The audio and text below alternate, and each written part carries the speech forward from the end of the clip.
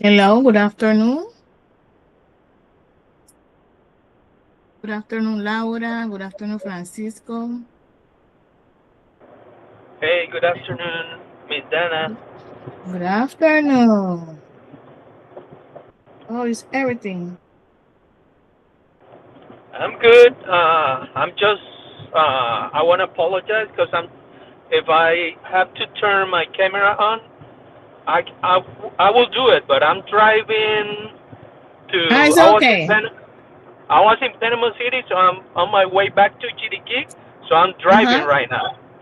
So, Okay. but I'm here. Okay, you're in class. Yeah. Thank you. Okay. I am Professor Dana Vernon.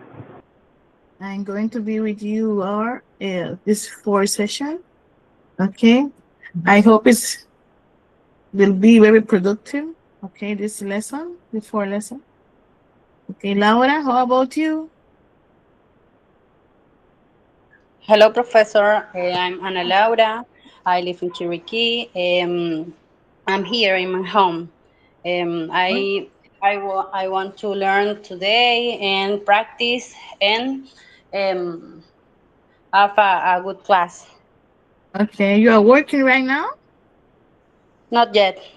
Okay, Francisco, are you working? No, no, not really. I'm a teacher, but right now I'm not working. I was applying to Meduca, and Yes, yes. so I'm waiting because they already have Okay. the people chosen, but I'm still waiting, and I'm looking for some. I was The applying in some opportunity. schools. Yeah, I was applying some private schools too, because I worked at a private school for 19 years. So I get. yeah, but right now I'm not working, so I'm looking Okay. for a job right now. Okay, good. Thank you for that. Noelia Guerra? Hi, hello, good afternoon. Afternoon. Are you working too? Or not yet? Yes, I'm working at IPA school right now. Ah, very close to my home. Yeah, Yeah, really. nice. Elipa, yes, it's beside my home. Okay, people. Today we have many activities. Let's see if I can start here. Okay, today our fourth session is going to be about concept of language, approach and method, and type of teaching approach. Okay, let me see something here. Mhm.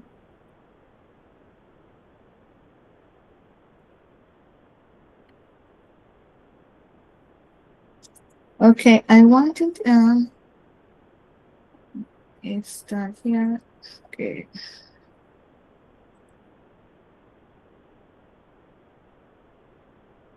I'm going to send you a link. Okay, let me see. Let's stop sharing. Okay, let me go away to the department.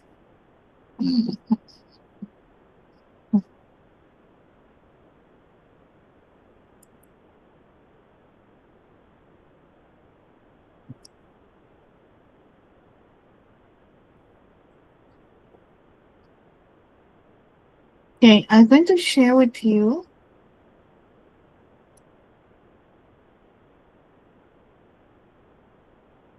a video, okay? It's about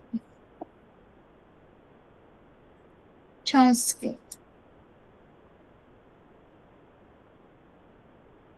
You tell me if you can listen. Okay.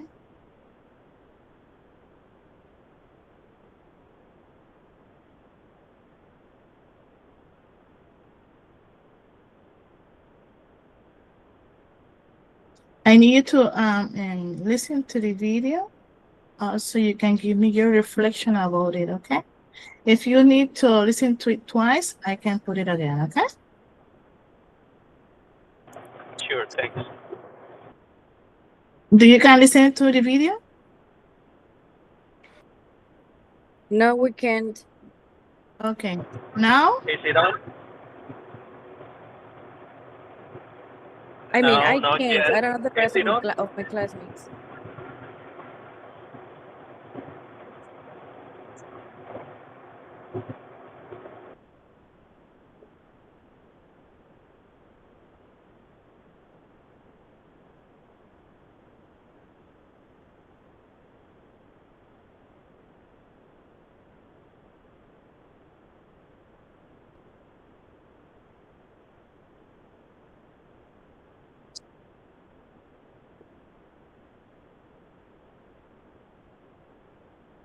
Okay, this is about L1 and L2. Okay? What I can say about L1 and L2, okay. The L1 is your native language, and L2 is supposed to be your second language, okay?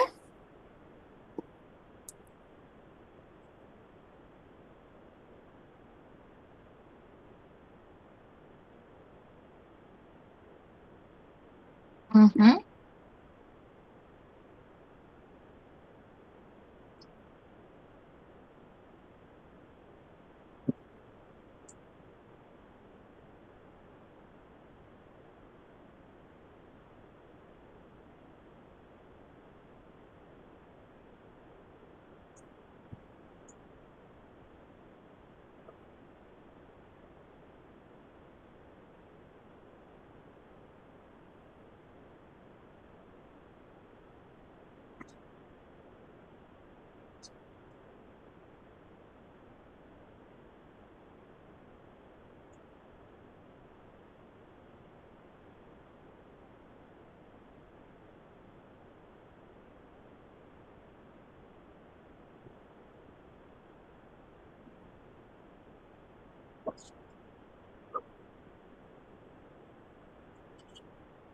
Mm-hmm.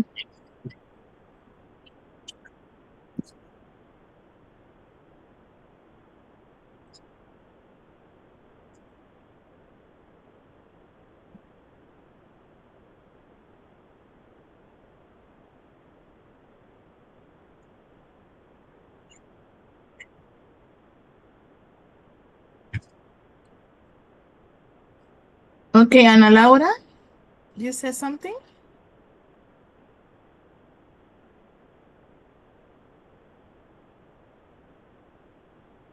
Ana Laura, do you say something?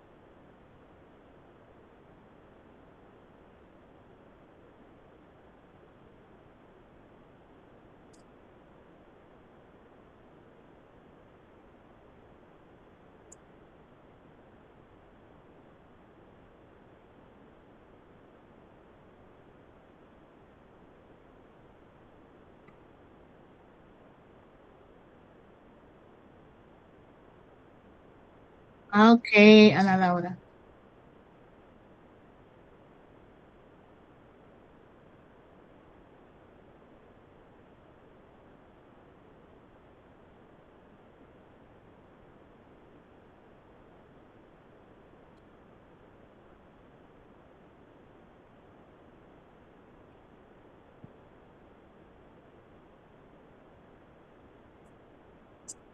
Mm-hmm.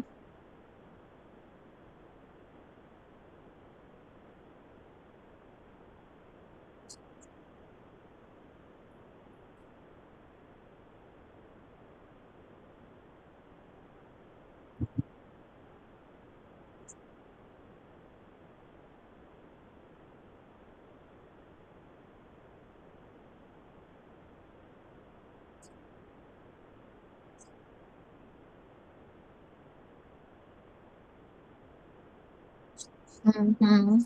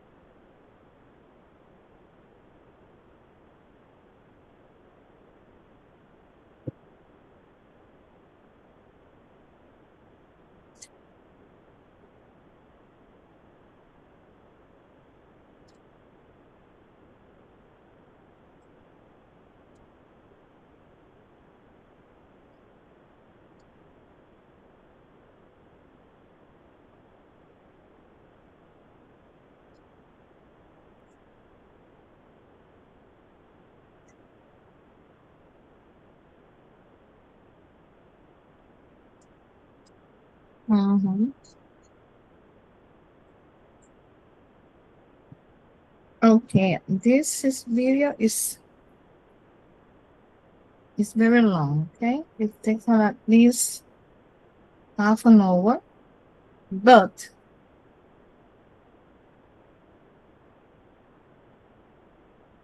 this is something here.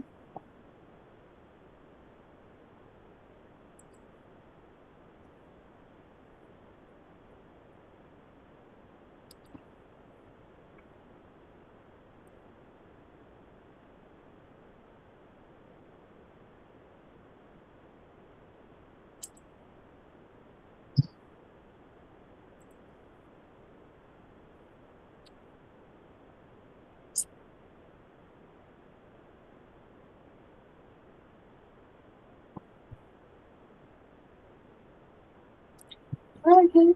Mhm. Mhm.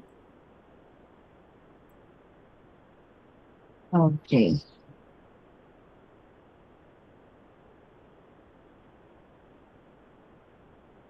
I'm going to share with you.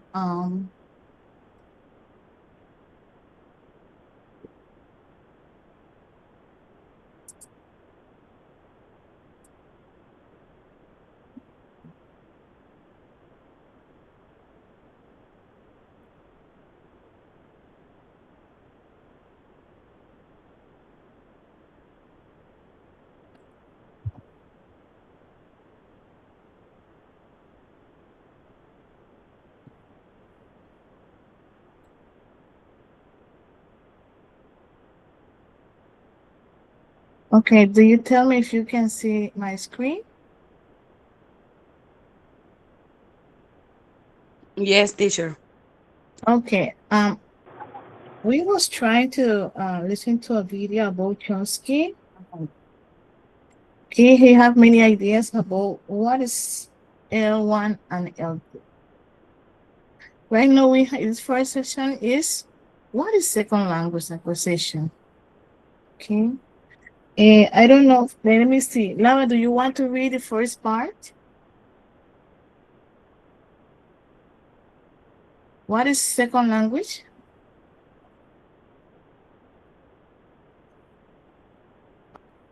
Laura?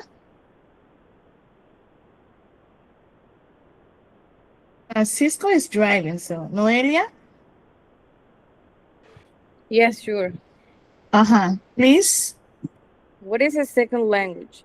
It has been broadly defined that the scope of SLA has concerned with any phenomena involved in learning an L2. Sometimes it is necessary for us to make further distinctions according to the function the L2 will serve in Mm-hmm. our lives, since this may significantly affect what we learn. These differences may determine the specific areas of vocabulary knowledge we need, the level of grammatical complexity we have to attain, and whether speaking or reading. So what is the second language? Introducing second language acquisition, three skills are more important. The following are distinctions commonly made in literature. Literature. Mm-hmm. Okay. According to your opinion, okay, what is like it's for all of you, variation of the language. We're trying to listen to Chomsky, but it's a long video, okay. What do you listen? The part that you listen, he says something about variation of the language. For example, English. When you travel, if you travel already to another country and interact with person that speak the language, do you consider that they are um, the language changing when you interact with them? The pronunciation? Yes, the accent too, and the words that they And, use. okay. And do you consider that is the way to speak is perfect? Oh no. Well, actually, I had the opportunity to travel to some countries, different countries. Even I traveled abroad to Asia. I was in China for a Yeah. couple of months. And yeah, it does. Definitely. It changes. It varies from country to country because they usually have this like an a specific accent. You can be very, you can speak almost perfectly, but Yeah. there is always like a little accent, especially Mm-hmm. if you haven't acquired the language as an L1, as a Yeah. native language. Your You always native have an language. accent. Mm-hmm. Yes. So Yes. so it varies according to the country. I would say sometimes Mm-hmm. people they develop so good their knowledge of the language and so they can like have little accent, but you can definitely notice the accent.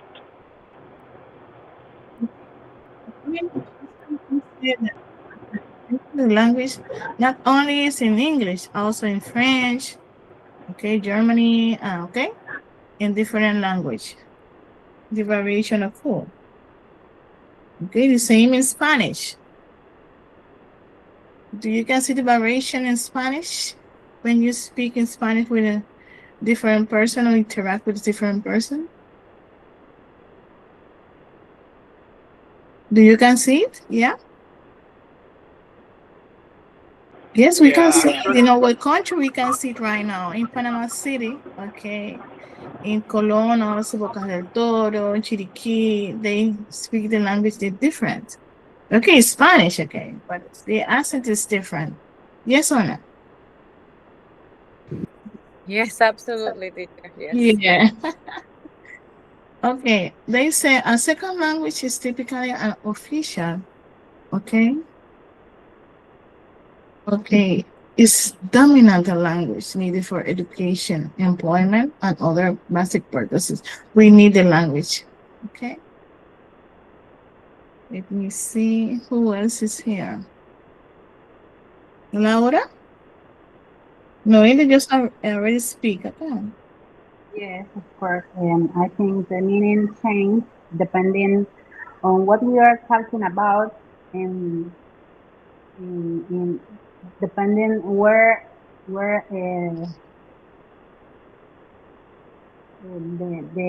the topic. Yeah, okay, uh-huh. Have here, let me see.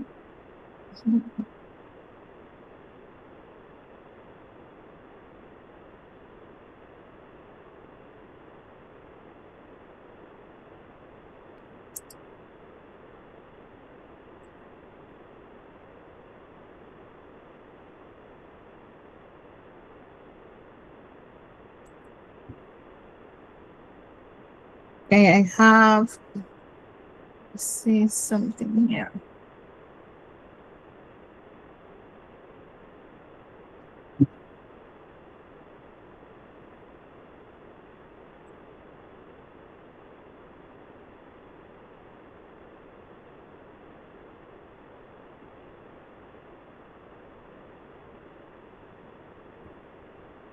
Okay, you can give your ideas about the concept of language,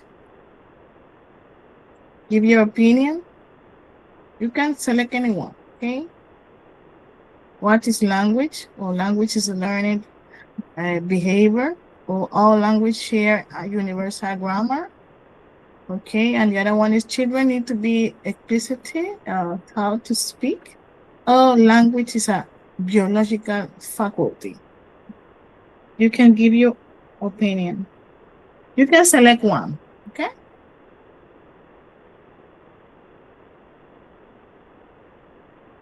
I'm going to send the link in the chat. Hmm.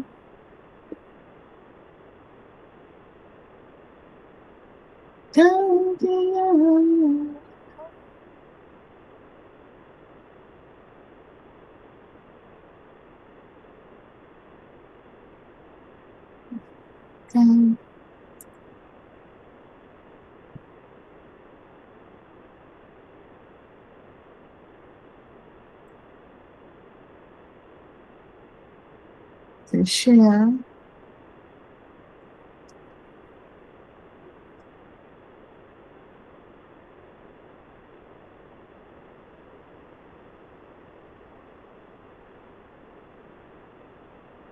Okay, I'm going to share the link. I sent it. Okay, to make you give your opinion. The Padlet. You can select anyone.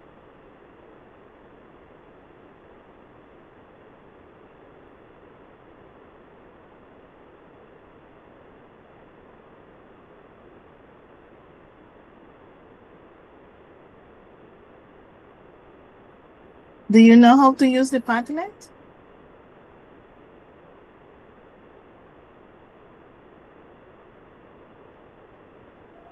Yes, Professor.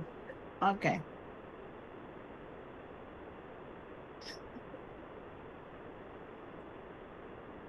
Hmm.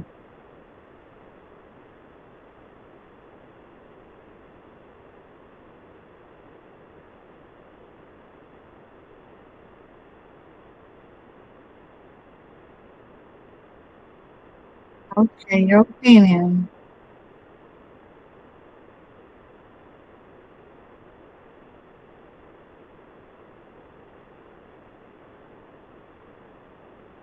Laura, do you can read what you wrote, please?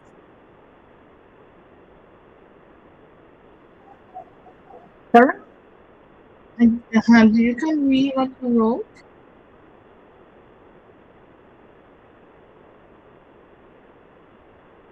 I can understand. What do you say? If you can read what you wrote, Oh, okay, okay. uh-huh. Okay, well, my opinion, language is learned behavior because people are not born knowing how to speak. They learn it by listening to others and practice communication as they grow. Okay, very good. Yeah.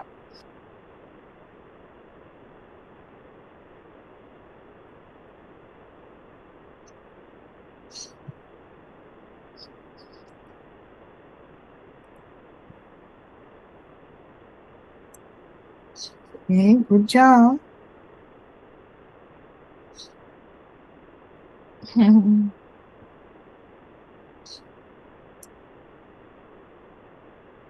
Okay, who else?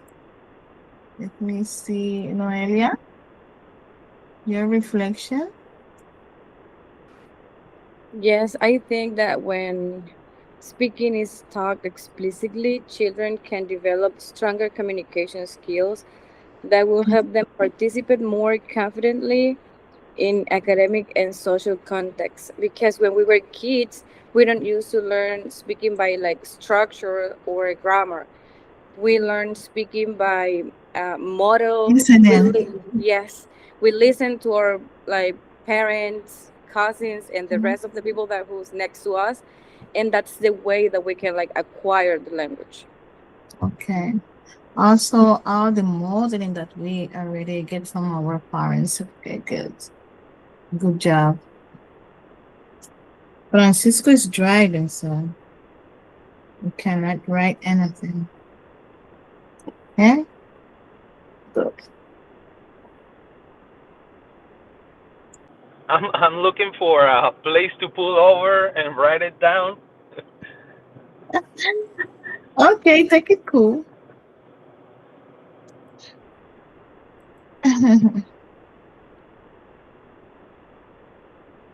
Yeah, right now that I say in school, you're a mantequilla. Okay, let me see something here. Hmm. Okay, let's go to the model. And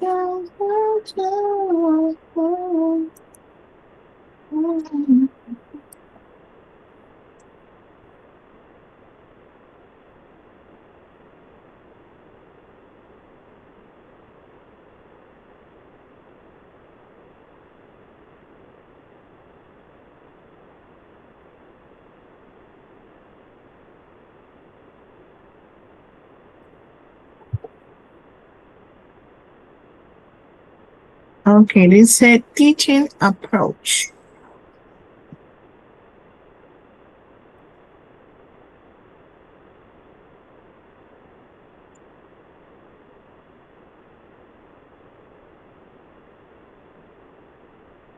Okay, we have teaching approach, we have teaching method, we have teaching strategy, we have teaching technique.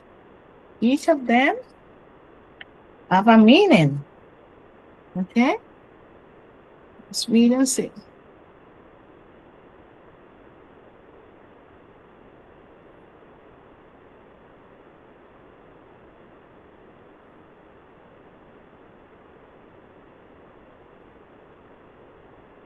And it's a teaching approach is a set of principal beliefs or ideas about the nature of learning, which is translated into the classroom. How we can do that?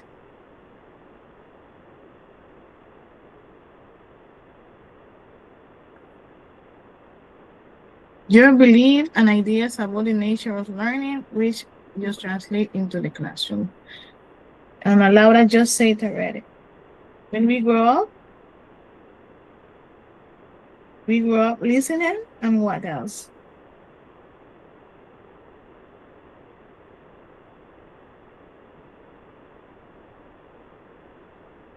Did you say that?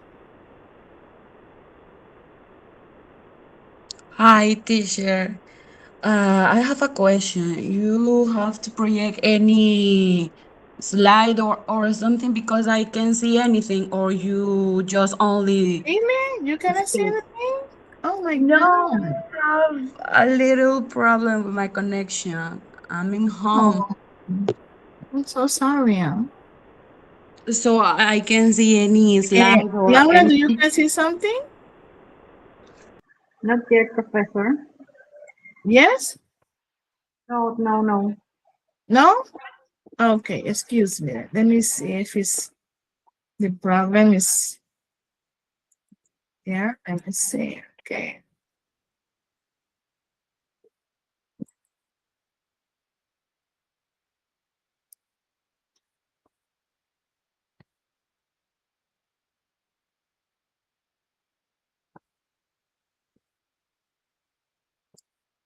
Uh-huh. Okay. I see what's happening.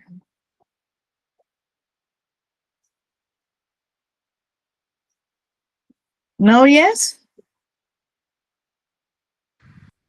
Yes. Yes. Okay. Okay, they say uh, introduction to the teaching approach and methodology. We have teaching approach. Also, we have teaching method and teaching strategy, and we have teaching technique. Oh, Okay. yes, teacher. Now I can see, yeah. Okay.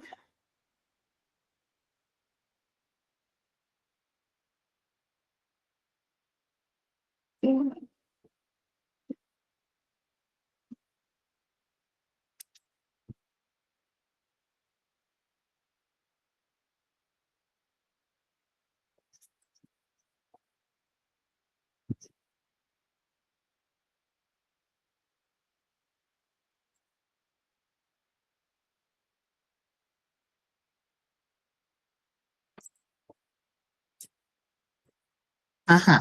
Oh, yes. Okay. Teaching approach is a set of principles of belief or ideas about the nature learning, which is translated into the classroom. How we can do that? According to how we learn, do you believe in that? According to what we learn, we teach?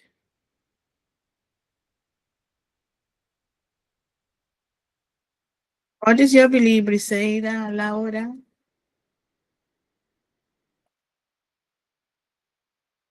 The way how they teach us. Okay.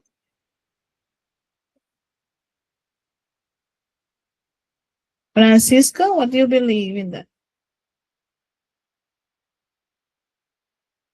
Yeah, Francisco, Noelia, Laura, Briseida.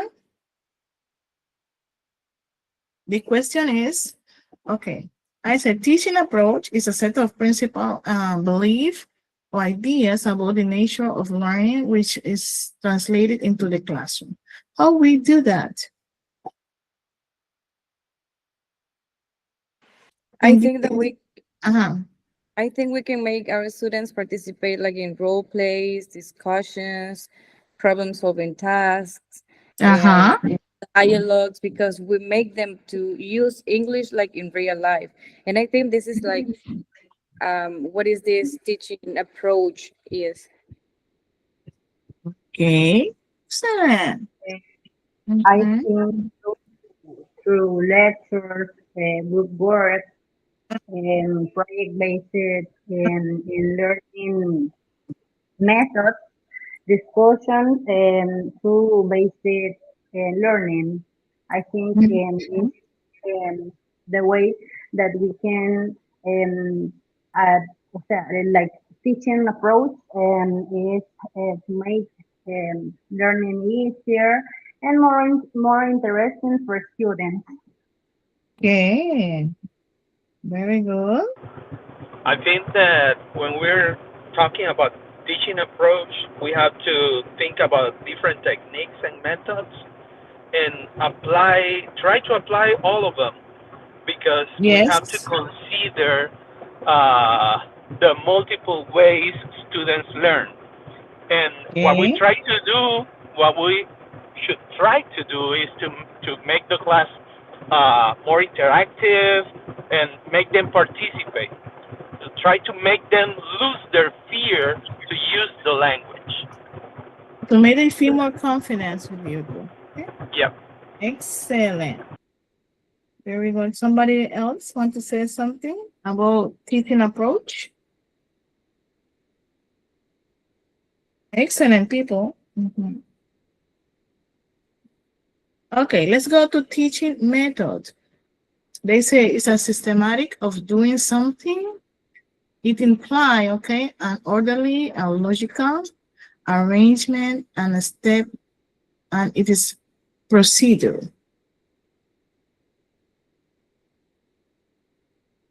What we can say about it. There is a systematic of doing something as a sequence form. They say also step by step, also they say procedure.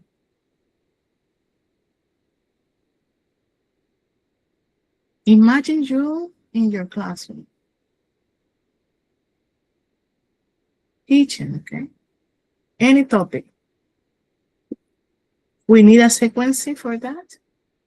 When we are teaching,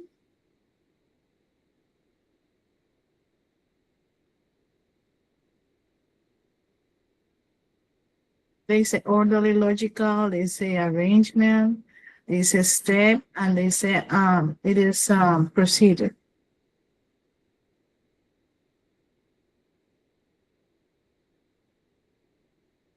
So that we have here approach, we have a strategy, we have method, and we have technique. And is a sequence or no? The question is, this is the order, okay, of teaching.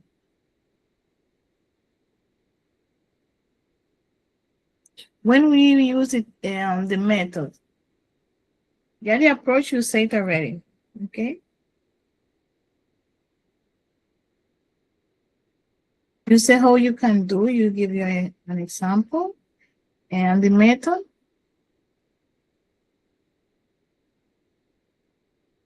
When we say method, what we talking about? Planning?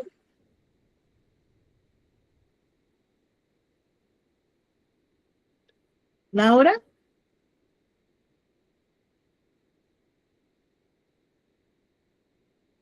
Noelia? Francisco?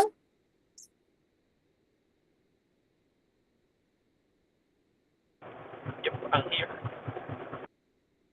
When we say technique of method, they say it's systematic, they say can be orderly logical arrangement, they say a step, and they say procedure.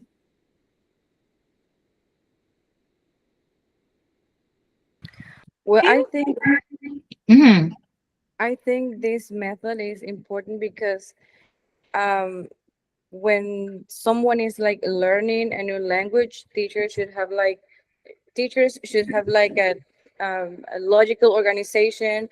And Uh-huh. as a teacher, we need to teach our students how to make sentences from scratch because they need to structure languages. They need to know Excellent. the parts of Mm-hmm. a language. I think that Mm-hmm. that's the teaching method. I don't know if I'm the correct way. Okay, very good. That is your personal opinion. Excellent. Huh? Okay, that's what, Laura? Laura, it was Sure. you?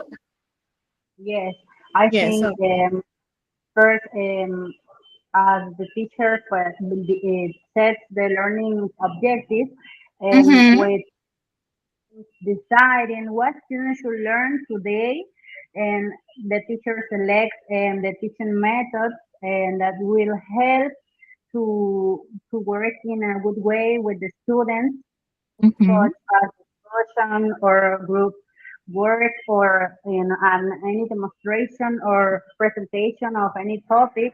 And I think, for example, the teacher can say, um, we start with a short explanation of the topic, and then use a demonstration, for example, to show how something works or how something um, we can do to develop the topic. Yeah. Then I can organize group activities, and the last one, we can finish with a question or a discussion about the topic. I think Very good. I think planning helps to class to be organized and Yeah. more effective because the teacher knows what methods and activities will be used during the class. Excellent. Very good. Okay. Somebody want to say something else about method? You got it, people. You got it. Oh, baby, you got it. Okay, let's go on. Teaching a strategy. They say it's a long-term plan of an action. Okay, they say design the achieve to achieve a particular goals. Okay, so you can see the sequence. We say approach, we say method, or no, we say strategy. Right?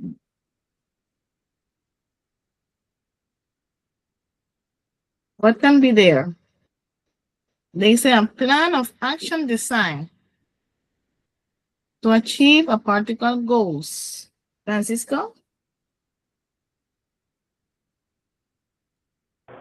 Yes.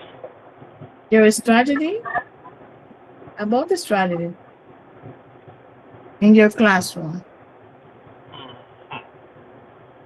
All right. They say it's a Uh, long term of plan. They say an action design. They say achieve a particular goals. well, actually, um, it depends on your goals Uh-huh. and the elements that you are trying to teach. So That's it. that's Mm-hmm. and and that's why planning it's so important because as you said before, when organizing, that's when you have to apply the methods and the techniques and the strategies. Right now, the Mm-hmm. strategies are the ways you use to achieve the goals through the methods and the techniques. Because Excellent. Mm-hmm. once you have them, you have to Mm-hmm. take them into action, and that's how you plan your strategy, how to take it Okay. into action. To reach to your goals. Yes. Excellent, Francisco. Very nice. Okay, somebody want to say something about the strategy? Your personal opinion. Okay.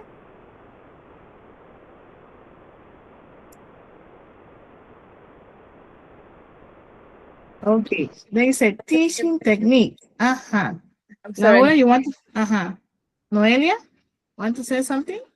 Yeah, I just wanted to add something like as my Uh-huh. classmate Francisco said, it's like the plan that the teachers use to like focus on the goal that we want to achieve as a teachers and Mm-hmm. to help our students to like get all the knowledge that we want to share. And it is also like the plan that we use to guide the lesson and the way that we carry out this. That is the word, Yeah. guide. Uh-huh. Very good, huh? Excellent. Noelia. Okay, let's go on. Teaching technique. They say it is well. Okay, define a procedure uses to accomplish a specific activity or task. Teach a particular technique, style, trick to accomplish a one objective. Mhm. Technique. When we say technique, they say procedure, they say a specific objective or task, and they say teacher is supposed to have a particular technical style or trick to accomplish a one objectives. Okay, this depend of the your students too. Yes or no? The way how you teach in your classroom depend on your students. What you can say about it?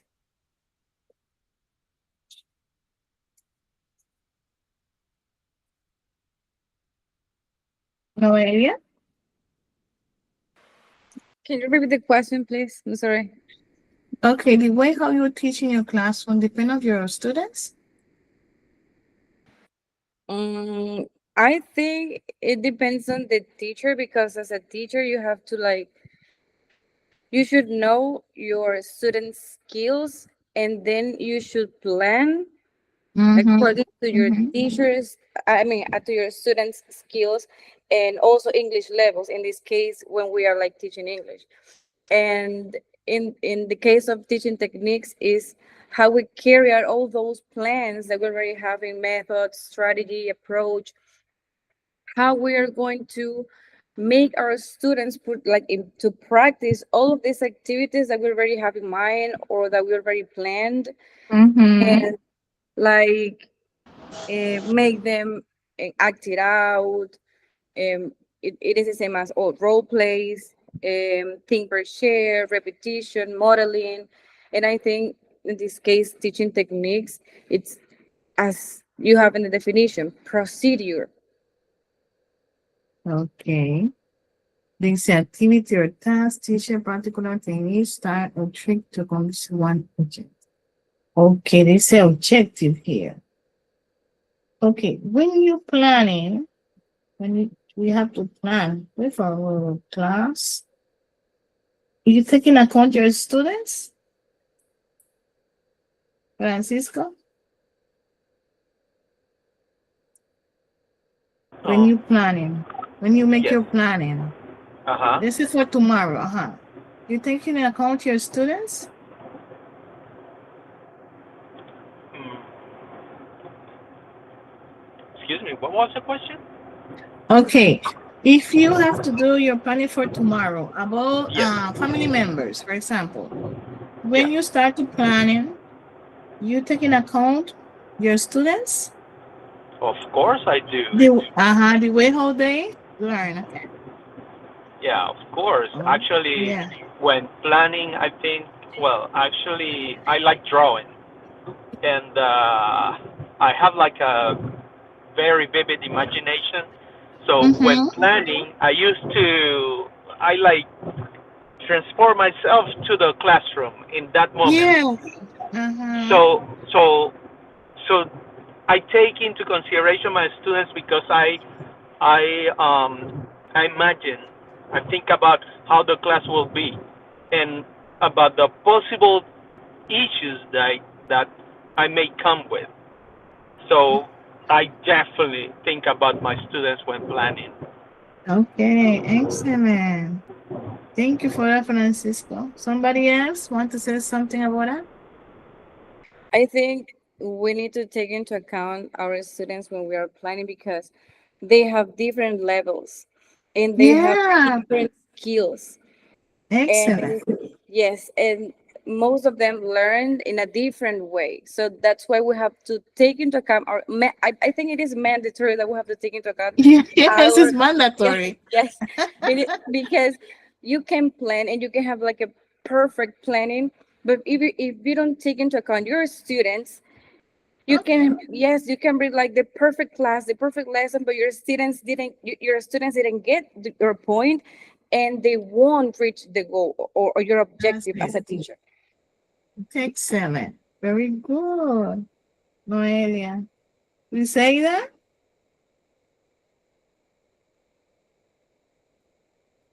You say, do you want to say something? Laura? Yes, I think when we make a lesson plan and we take to in account our students because the students the teacher may consider the students levels, the interesting of how students is motivated today, their learning styles and Uh-huh. uh, Uh-huh. the learning the learning piece of the class because I think when teachers consider the students in their planning process, the lessons can be more effective, Yeah. engaging, and meaningful for them and for us as a teachers. Mhm. Very good. Excellent.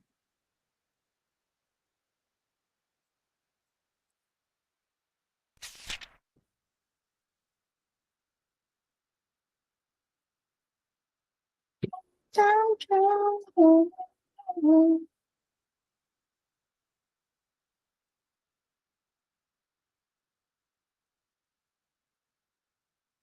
Mm.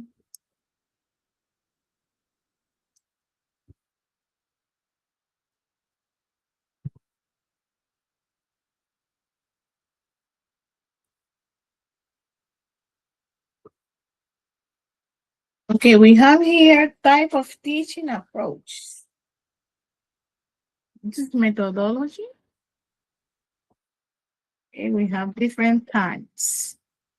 Let me see if I can put down. The Okay, we have teacher centering, student learning centering. We have subject matter centering, teacher dominated, banking approach, interactive approach, quantitative approach. Okay, we have collaborative approach, direct teaching approach, guide approach, other educational literacy approach, and we have other teaching approach and integrated approach. Did you ever listen to that again? So those are technique, people. Laura, Sorry, I this is can the hear this is you. the first time. Do you listen about this teaching approach? Yes. Yes, Noelia. Well, probably I read this before, but I don't remember all of them. Francisco, do you?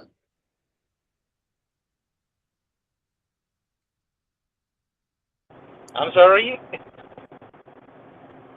You ever heard about teaching approach? Yes. Yes. Okay. Good. Laura. Not yet. Okay. Good. Let's start then.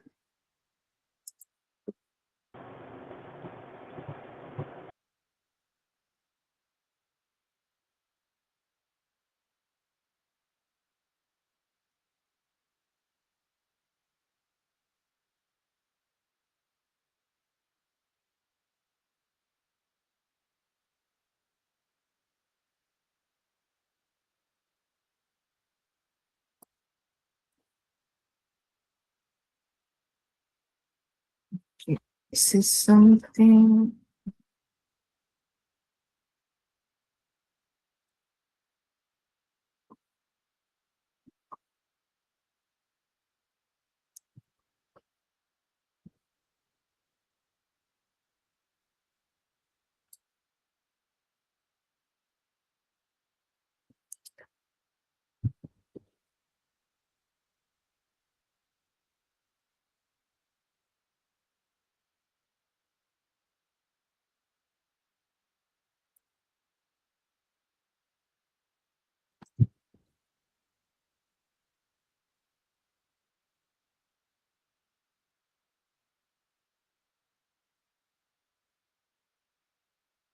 Okay, I'm sharing something with you here.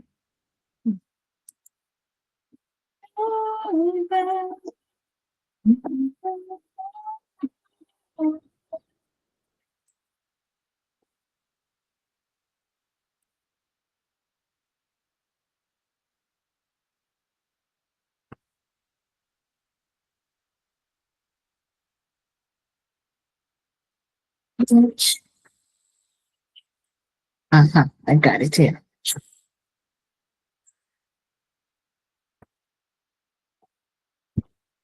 Do you have the model of this course?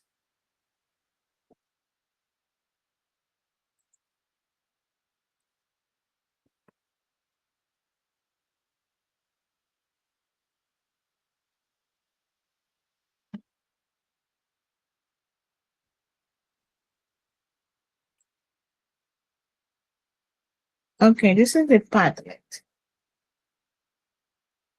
Okay, I have here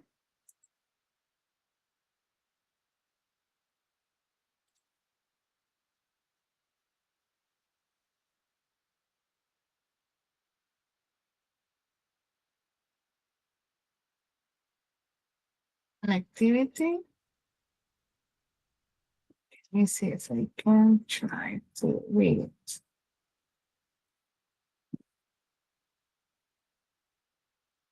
Do you can see my screen? Yes. Yes, I can. Okay. Sure.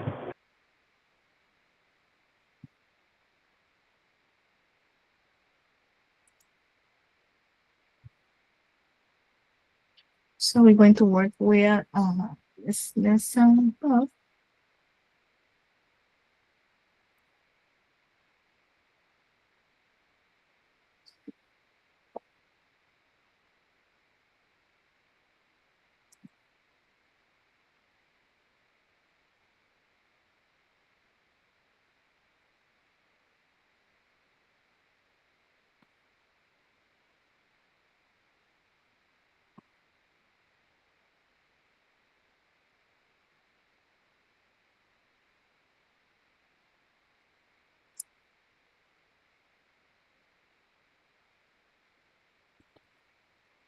See, 1, 2, 3, 4, 5, 6, 7, 8, 9, 10, 11, 12.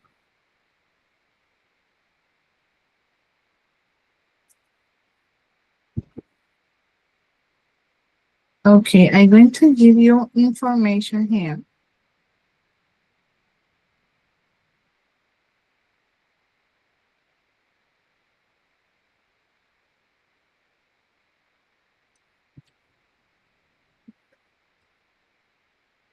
Okay, I'm Noelia.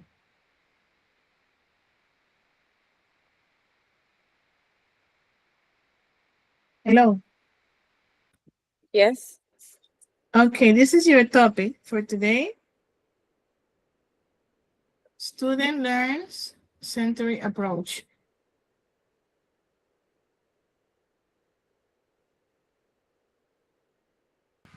Do I have to prepare like slides or something Yeah, like that? in the Padlet. Yes. Okay. Okay. Okay, Noelia, students, learners,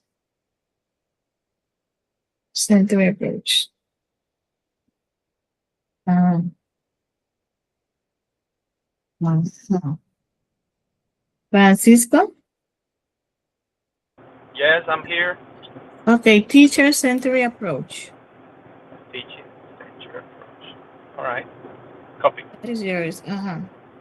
Friseida, teacher dominated.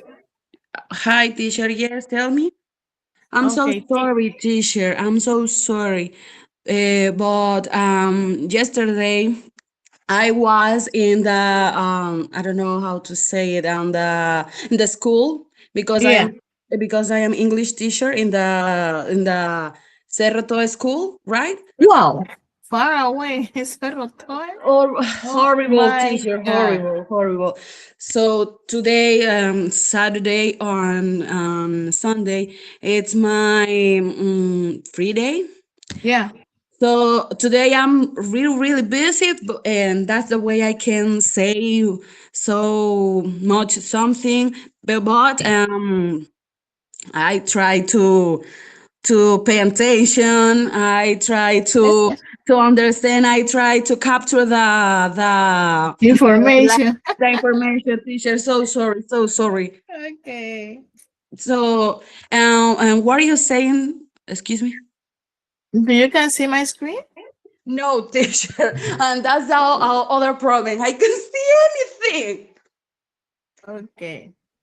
I think you're not sharing your screen. That's why. I'm not showing my screen that you can see anything. Let me see something. Let me see.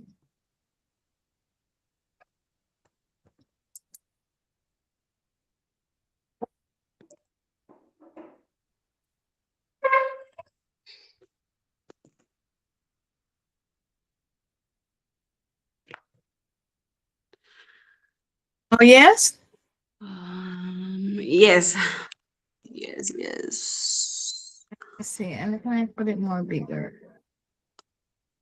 Okay, Okay. Now, yes? Okay. I say Francisco teacher century approach.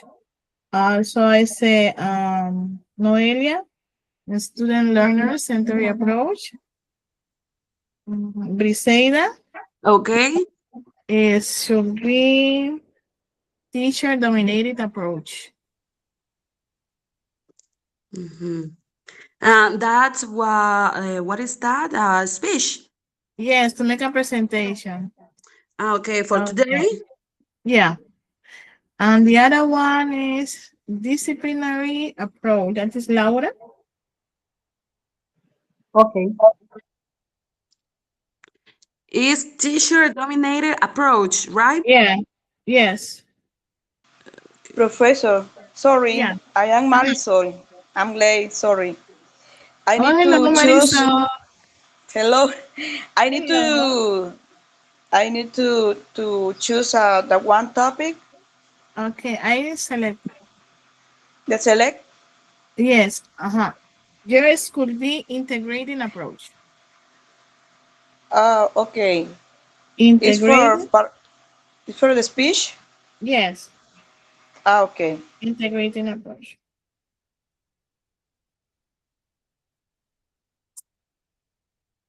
This stuff is in your module, okay?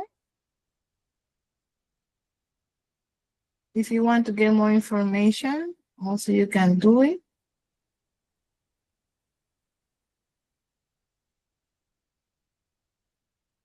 I send the link, okay?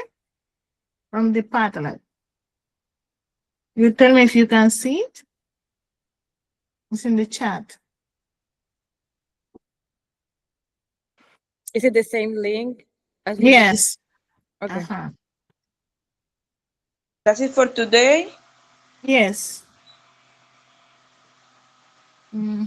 It's 1:11. At 2 o'clock we can start. I think it's 1:02. It's only an speech or you need to some slides to explain the topic. Tell me, Laura. Do you want only for speech or you need I prepare the slides? And you can prepare it, but in the same Padlet, you can do it, okay? Oh, You okay. can put out information you want to, that Okay. you consider is important. Teacher, excuse me, where is the link? In the chat. On the chat, on the Yeah. chat. Oh. Padlet, Teacher, in the link is other information, many information. Yes, you have to add information. Let me Okay, see. the open. Okay. I'm going to Okay. open the Padlet.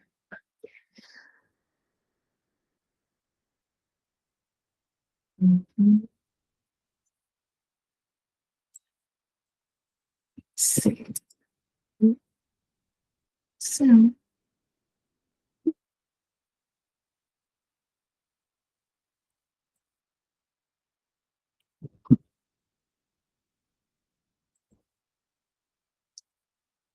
okay, do you can see the Padlet? You can share your information here. Also, you can put your illustration. Okay.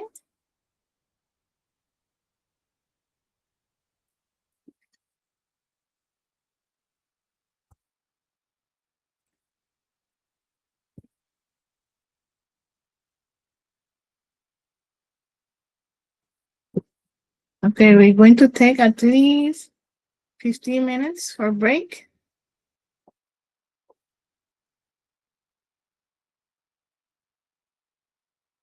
Noelia, Marisol, Briseida, Laura, Ana Laura, and Francisco.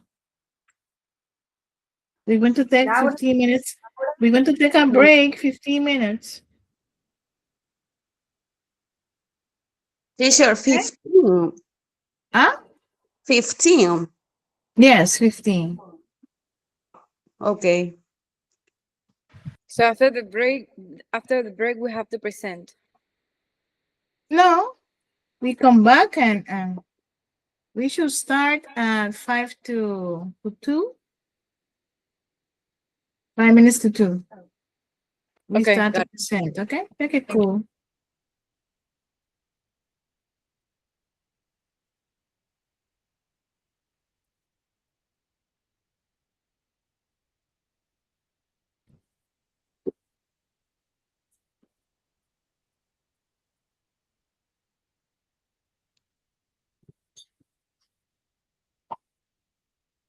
Teacher, sorry, I can see the link of Padlet.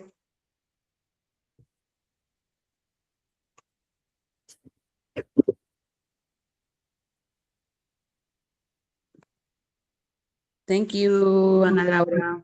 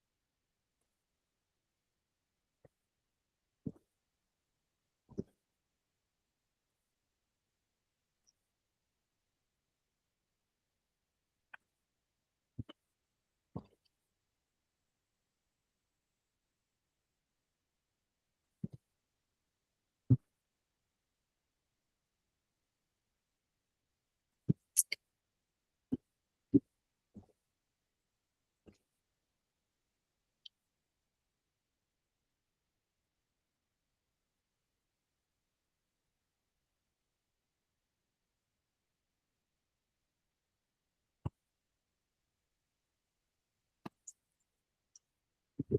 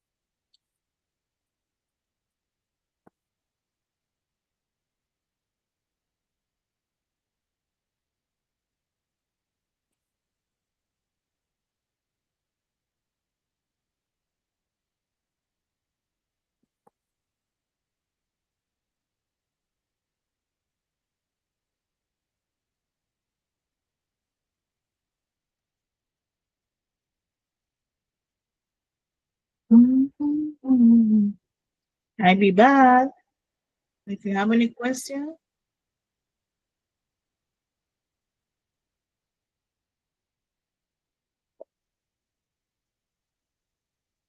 Mhm.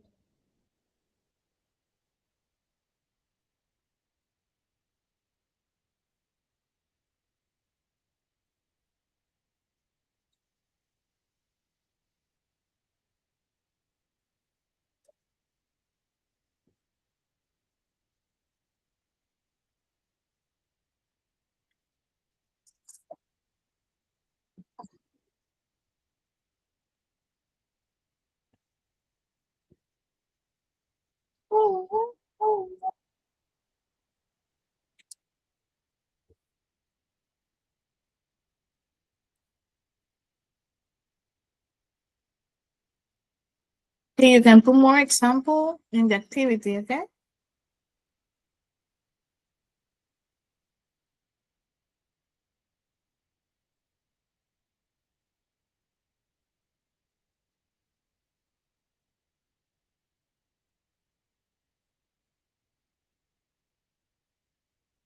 I want to put example here. Science student learn more. It's very good.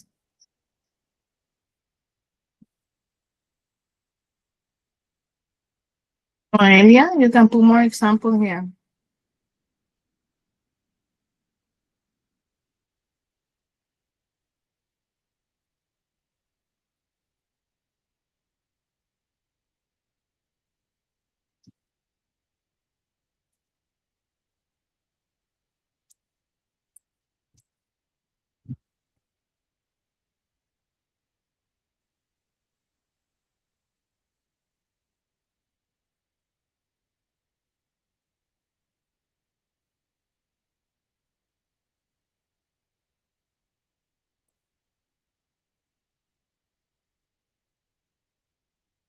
Today, 7, 3, 6.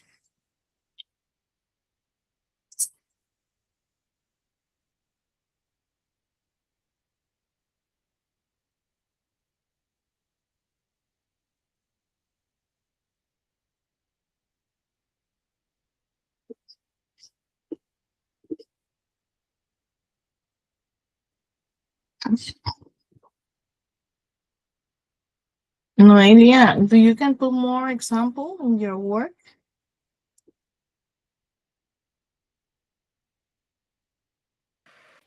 I was adding more, like, Yeah. yeah, I did. Oh, I okay. did. I did. Okay.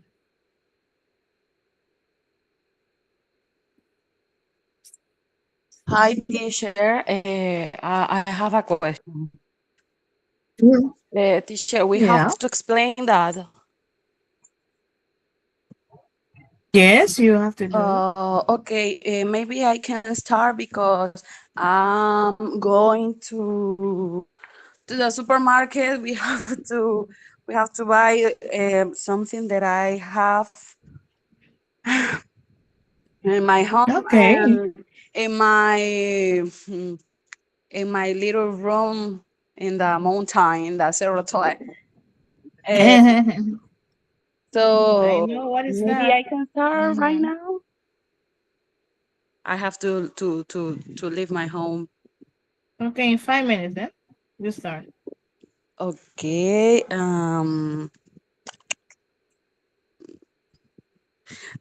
Profe, una pregunta. Eso yo lo subí, ¿verdad? Sale. Mm. Besides, let me see if I can see yours. Francisco is already done. Ay, no le puse el nombre. Aha, anonymous. You say anonymous. Yes. You can edit it. Okay. Okay.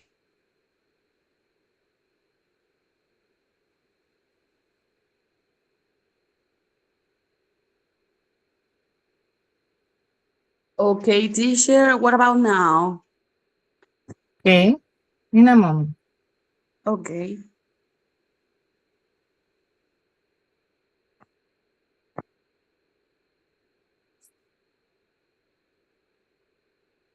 Okay.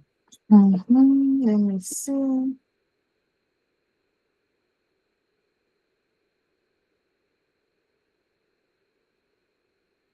Besides, Yes, teacher. No. No, no, no. I let me can see. see. I'm looking for yours. Ana Laura. Mhm.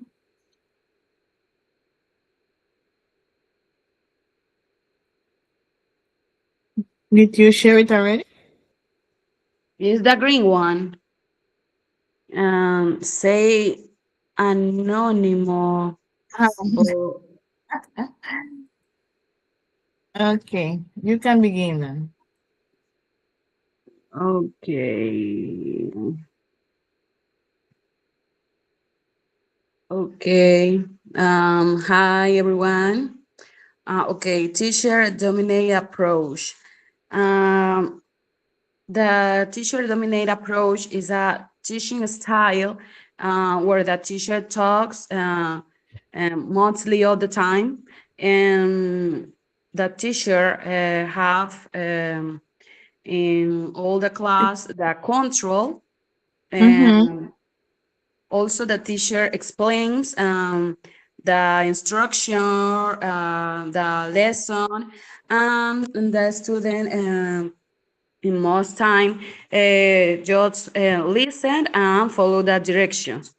For example, the teacher explains the grammar, Mm-hmm. while students take notes, the teacher reads something, any text or something, and the student only repeat.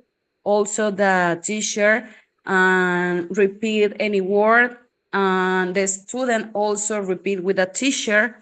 The teacher also writes, is the most common in the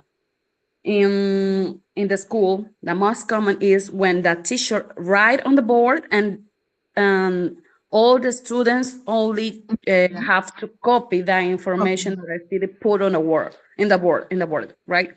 So other one is when the teacher asks questions, and the students only just answer by one, and and that is the most common when the teacher dominate approach. In conclusion, in my opinion, the teacher dominate approach can be useful when the teacher explain a new topic, and also is useful because maintain the order in the classroom. Mm-hmm. However, it is important to um, combine it when in my opinion, in my experience, like a teacher, if the teacher talks all the time, students don't participate enough.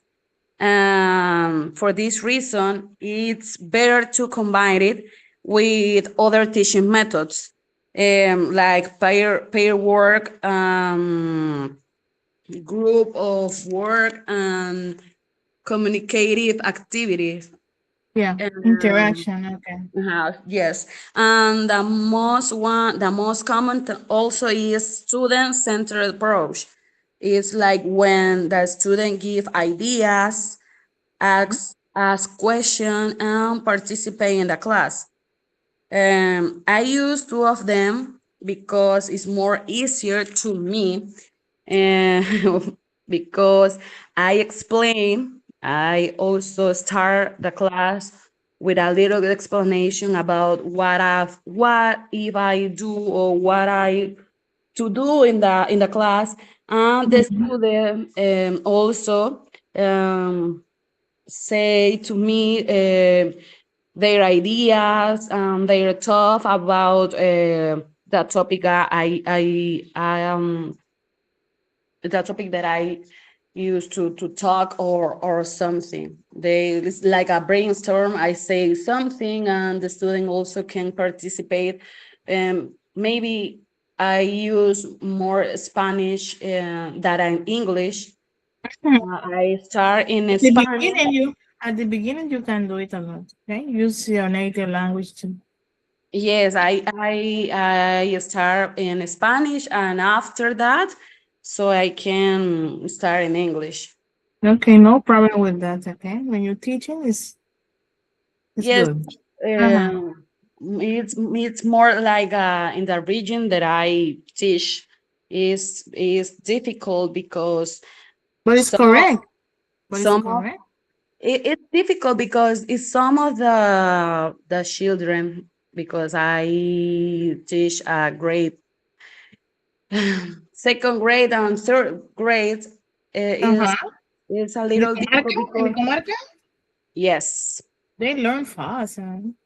Yes, because some of them don't understand like a Spanish language, Yeah. so it's a little difficult, but not impossible, right? So But I they love English, okay?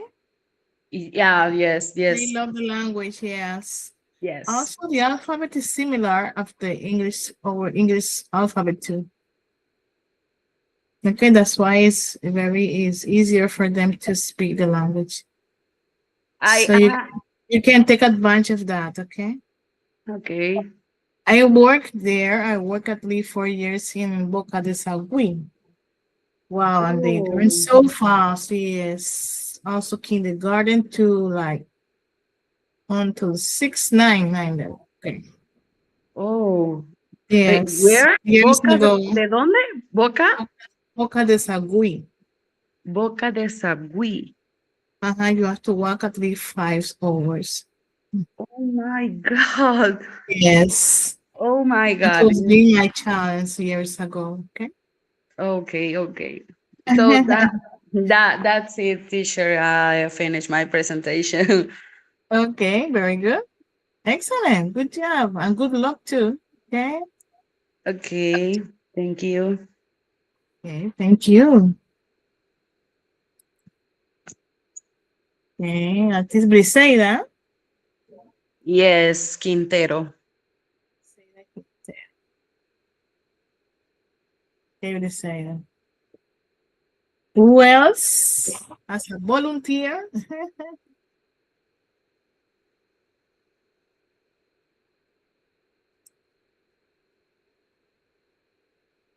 Yeah, Me, Francis. Anna. yes, Anna, yeah? yes. Okay. Okay. A disciplinary approach. Yeah. Um, Education means organizing learning based on a specific academic subject or discipline, such as a math, history, science, or language.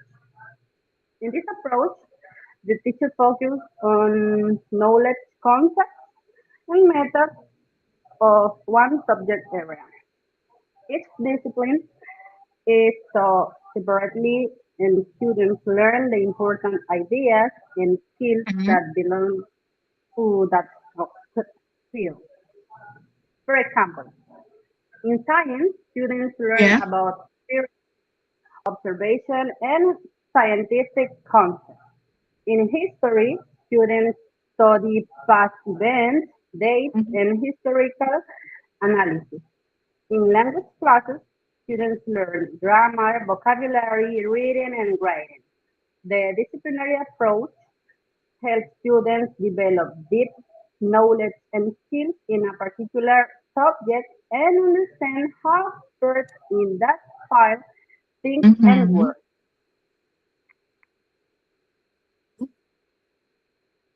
That is disciplinary approach. Okay, good.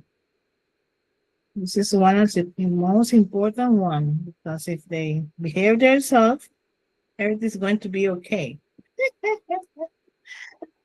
Okay. Good behavior, they learn a lot. Okay. Thank you very much for that, Anna.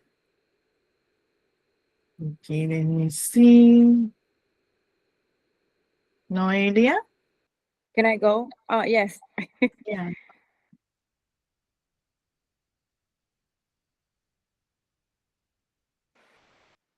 Okay, I'm going to briefly explain about this approach, which is Yeah. student Uh-huh. learners centered approach. So this teaching method focuses on students as the main participants in this learning process or in the learning process. So instead of like the teacher doing most of the work, all the work, students are actively involved in activities, discussions, and also problem solving tasks that help them to construct their own knowledge. So I have like some key ideas that I'm going Yeah. to briefly explain. So the first idea that I have is this approach focuses on students' needs, interests, and learning styles. So, as a teacher, we have to try to understand how students learn best and connect lessons with their interests Mm. and experiences also. Then we have that students are active participants in the learning process.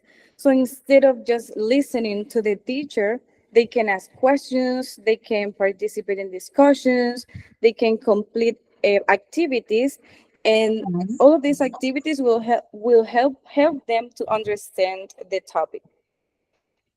Then we have the teacher acts as a facilitator or guide. And I think this is important because the teacher supports students.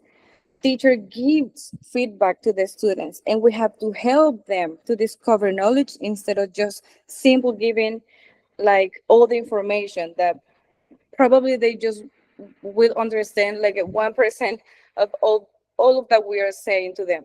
I know. Mhm. The teacher, okay, this approach encourages collaboration, critical thinking, and autonomy. So students often work in pairs or groups, and they can share the ideas. They can also solve problems, and they can also learn from each other. Another key idea that I have in this Padlet is that learning happens through interaction and Mhm. activities.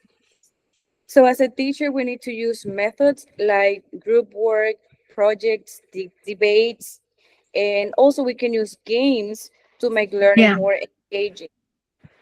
Yes, to make them Make like, if we want to us make them make it speak, we have to find activities that make them speak. okay.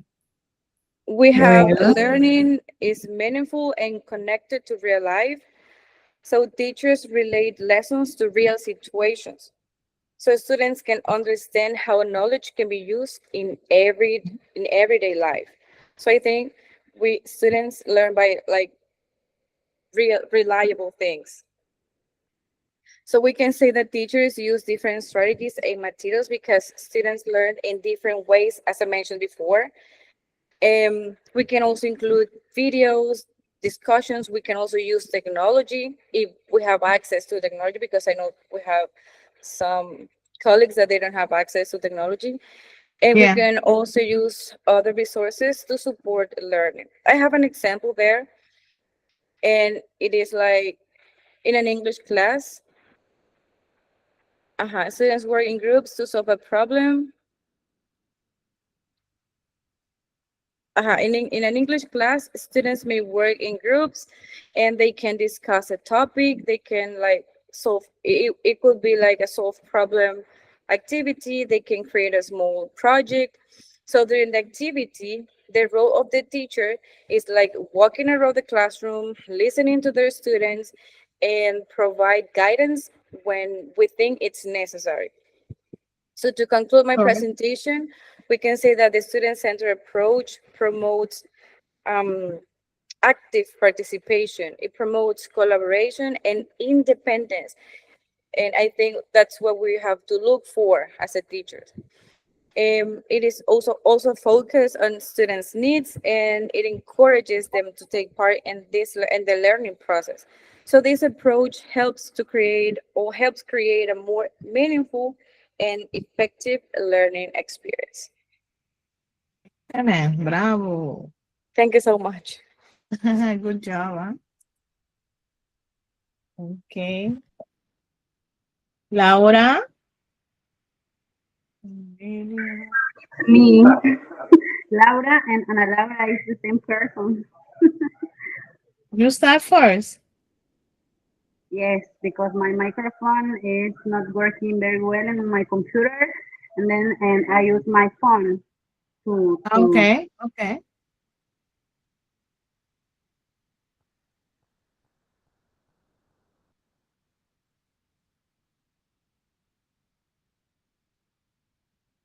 my topic was Yeah, I disciplinary. saw.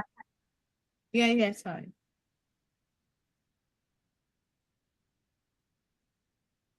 Marisol. Wait a moment. Professor, I don't have the computer. My computer is bad. But I investigate So you can read with what you have. myself.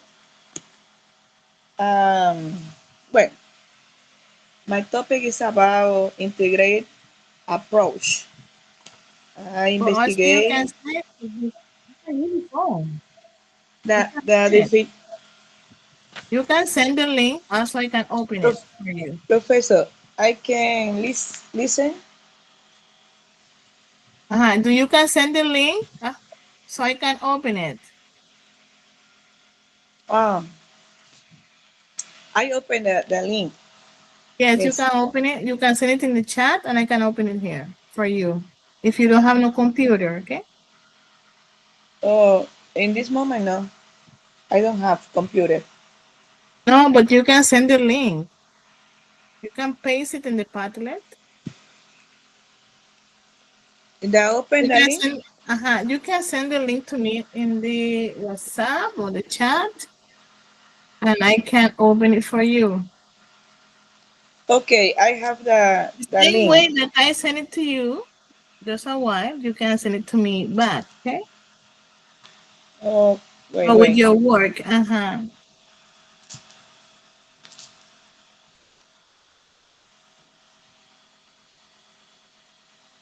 Let me see if Francisco ready. Francisco, do you ready? Meanwhile, Marisol. Yes, yes, I am. I pulled over and I worked it out, so I'm ready. So we can give Okay. Marisol I some can time see to you get ready. ready for it. Yes, I know. We can give Marisol time to make she get ready.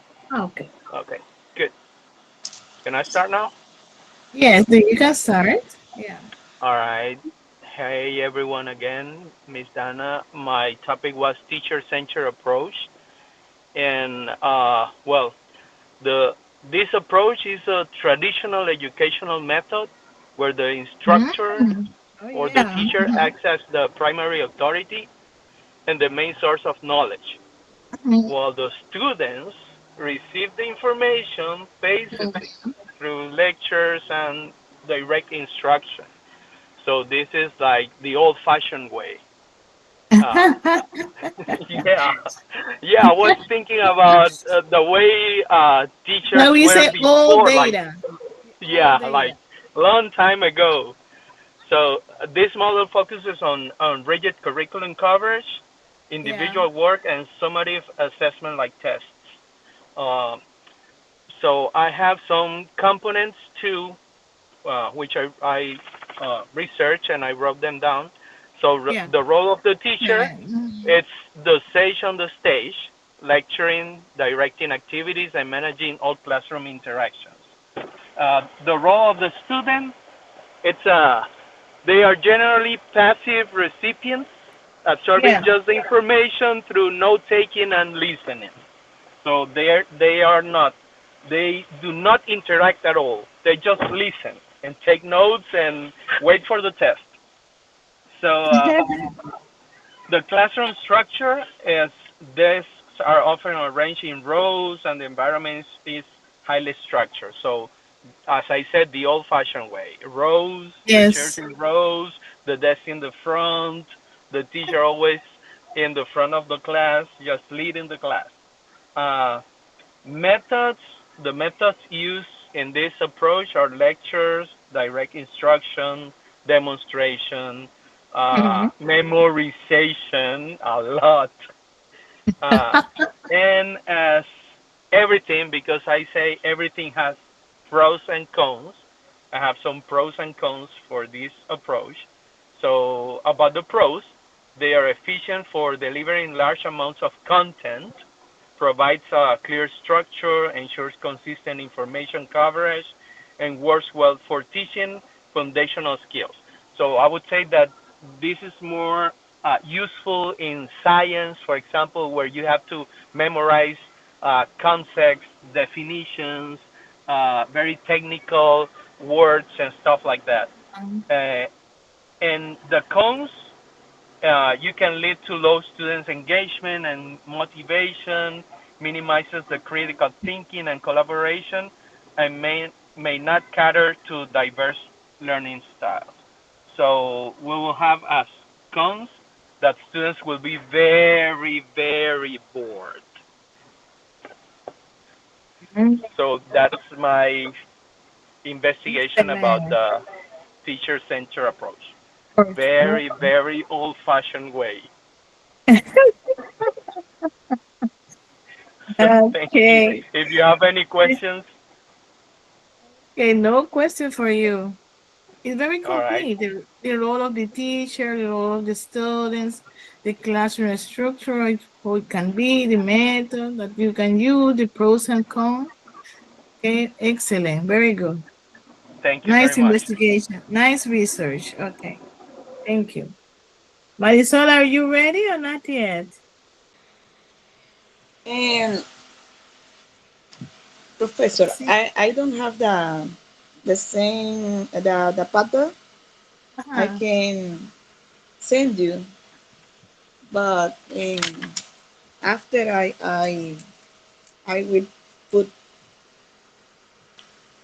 Okay, But okay. I ready for the information, the Okay, you can research. read information. Read it, okay? Oh, okay. Read it, Marisol, read My, it. my topic is integrated approach, Okay? and it's the idea of integrating and combining aspects Uh-huh. of Yes. several different schools of thoughts to Mm-hmm. promote the wellness. Okay, for example, I understand the integrated learning approach. For example, when the teacher uh, use the math and technology Mm-hmm. in the classes, Yeah. uh, color, uh, collaborates on projects, um, for example, real words. Mhm. That projects or that techniques or methods is very important because the student put that more attention, put Uh-huh. attention. I understand that, okay, Mhm. but for example, also in the stories, um, for example, literature. literature. Uh-huh. That is good for integrate the student or the children. That's a good idea. Mm-hmm. When, in my opinion, a integrated approach is the is a vehicle Yes. that allows the teacher to design a lesson, activities, for example, the reading, the song. That's it good for the student or the children integrate. In this case, this integrate approach. Okay. Integrated That's it, approach. Professor. Okay. Thank you, Marisol. Okay, what we're going to do now is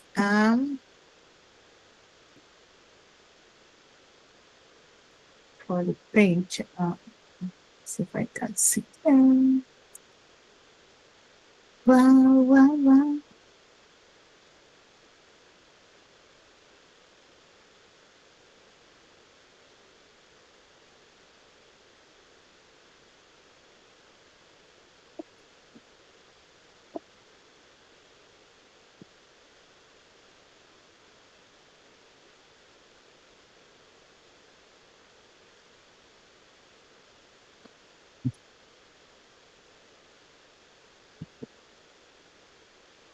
Okay, each of you have your topic, so I'm going to give you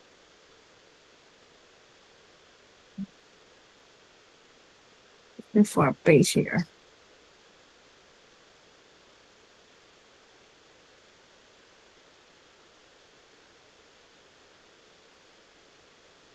In a moment, we start. Okay.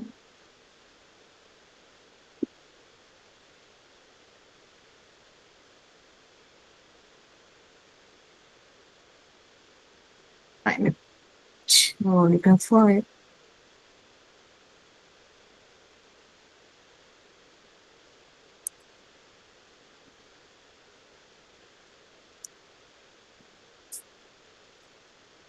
Let me see if I can set now capture it.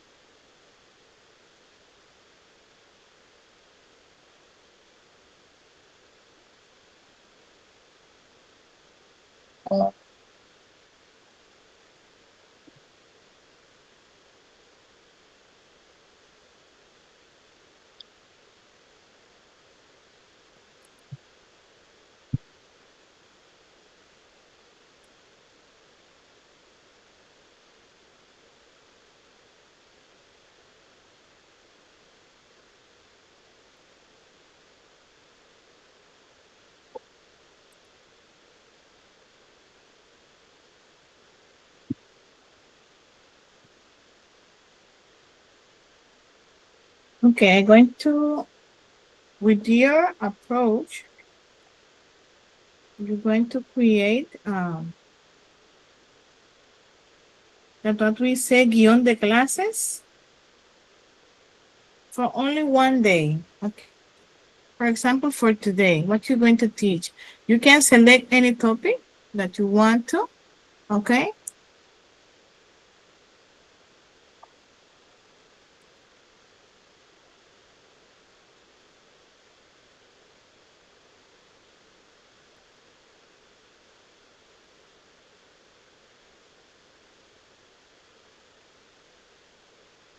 Italiano in a moment. Okay.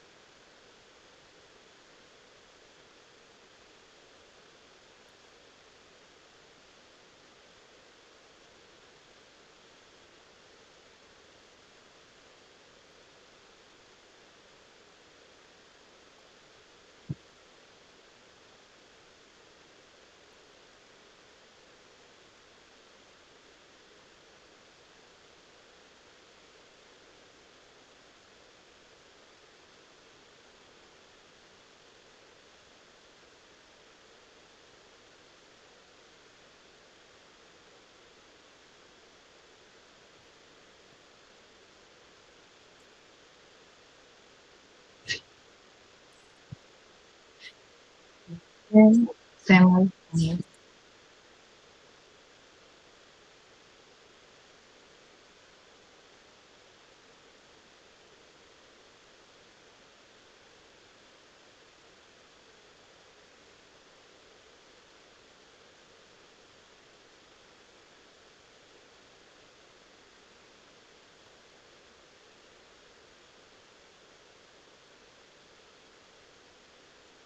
Okay, people. Let's start here.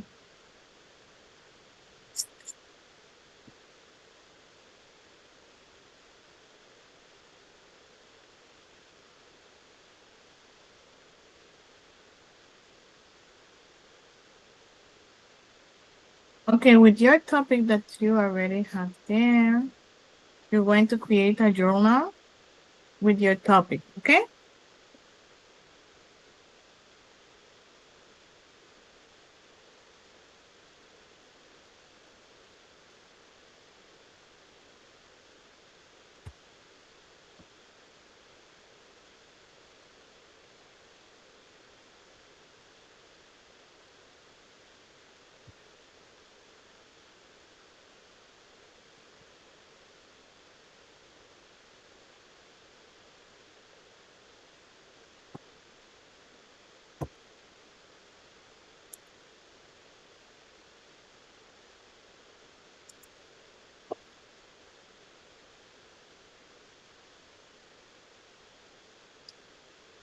Okay, I send the activity.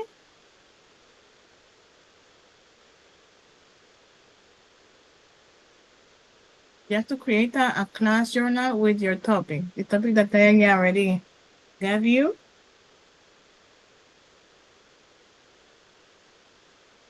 Here, Briseida. Professor, with the topic that we already explained. Yes. Okay. Ana Laura. Noelia. Marisol. And Francisco. Francisco es el rey del salón. Okay. Nombre.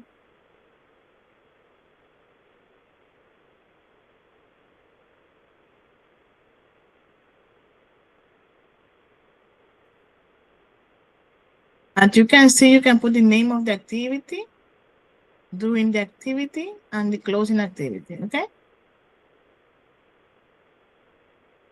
I thought we say guion de clases. We have to write every single day, okay?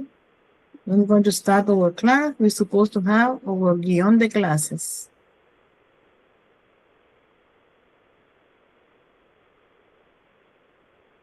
You're going to do that day, okay?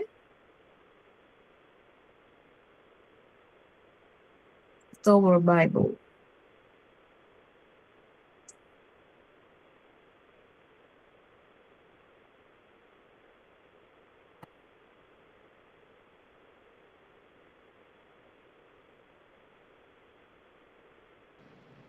Teacher, if for today. Yes, my love. We're going to start at 3 o'clock. We can start.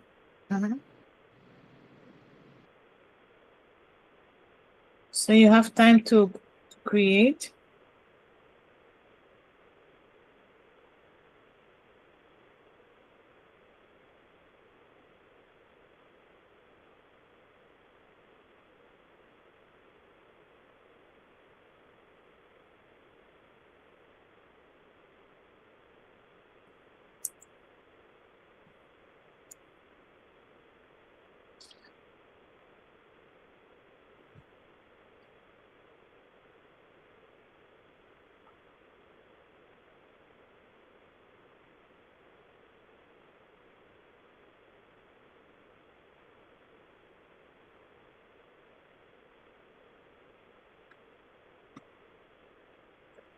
Hi, Liz. Good afternoon.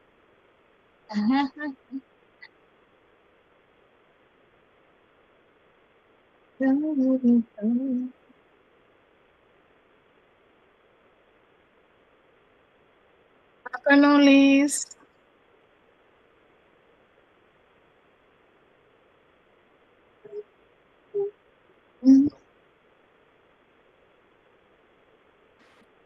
Miss, I have a question.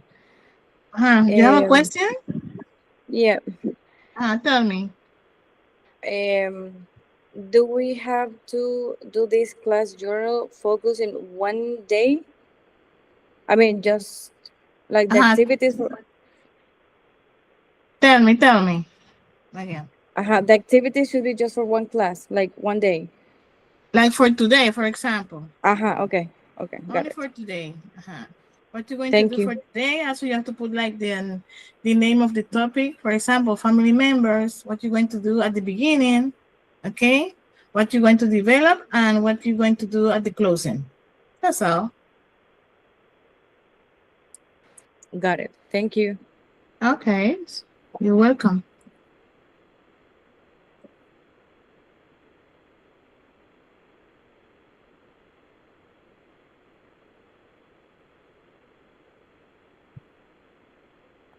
I can feel you, baby.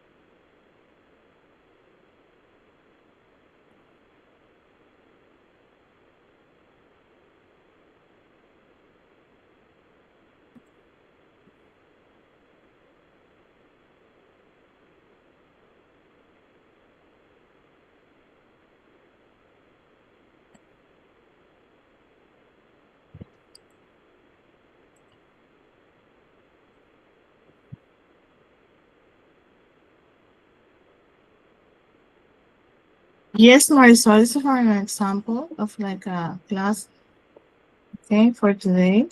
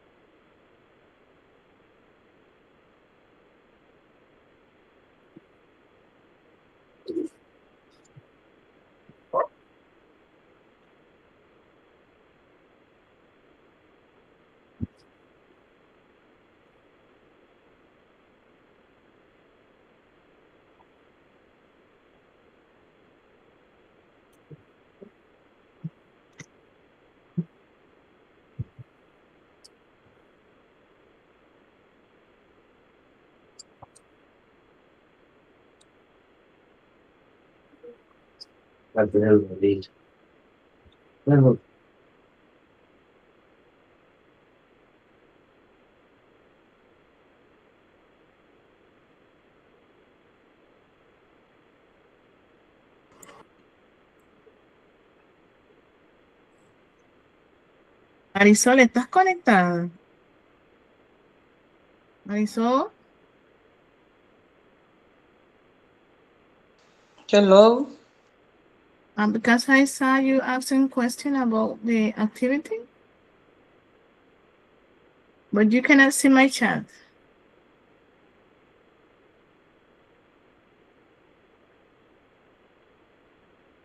I send the file.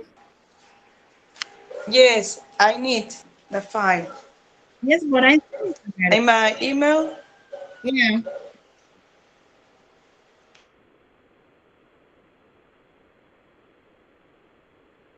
This is an example of the file. It's not necessary you have to do it like exactly, okay? But Okay. taking account the beginning of the class, the develop, and also the closing. It's not so long, supposed to be so long, can be short. Okay. Mm-hmm.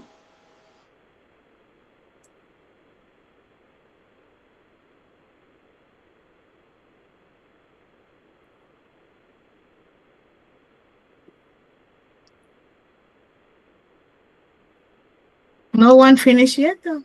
Mhm.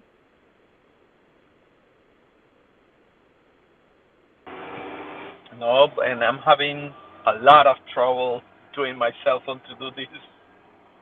Because you're still driving? I pulled over from the previous activity, and I'm still here. But I'm Ah, having a okay. rough time trying to do it. Oh, yeah. But it's not so, you know how to make it so complicated, okay? Yeah, To yeah. start, Uh, to when you, like when you, beginner's class is gonna be like the beginning, like 10 mhm. minutes, also to develop 15 or for closing 10. An example then. Yeah, yeah, You don't have to, yeah. okay? Yeah, yeah. I'm thinking about it. It's not have to Oh, be so like strictly to the time. mhm, I mhm. only Okay, want to see, I only want to see the beginning, the development and the close. That's all. okay. All right. You know, if you don't want to take into account the time, you can do it. Okay? Okay. All right. Thank you. That's so long.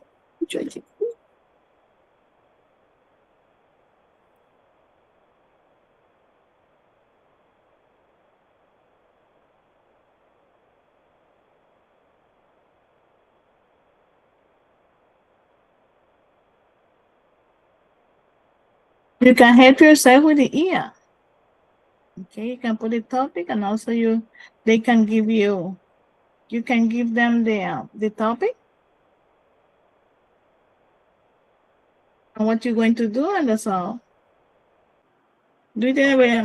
a smart prompt for it. Don't you only have to be specific in the prompt, and that's all.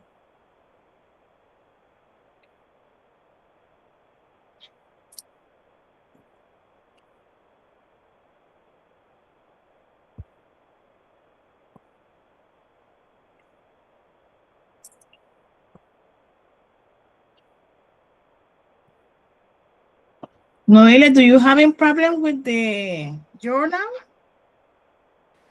No, I'm still working on it. Ah, it's okay, it's good. Ana Laura, do you have a problem with your journal? Ana Laura, Briseida, Noelia? I know Marisol having a problem because she don't have no computer.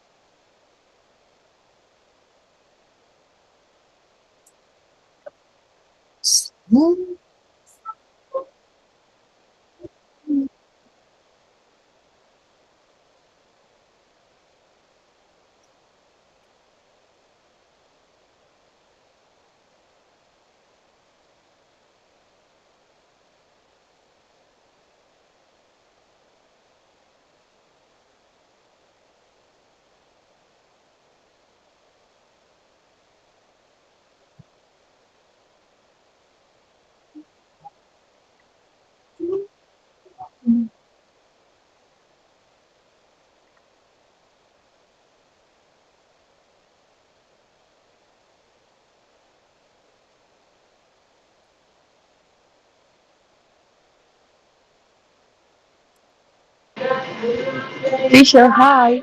Teacher, Hi. as you can see, I upload the information, Yes, I but just saw it. Uh-huh. but like presentation because I have Okay, okay, the okay. phone. Okay. Uh-huh. And Okay. Noelia? Excellent, Noelia. Excellent. You have the Yes, I idea, already okay? finished. Okay, let me see here. I'm checking it. Okay, during the activity, introductory, interviewing, just like, good job. Mm-hmm.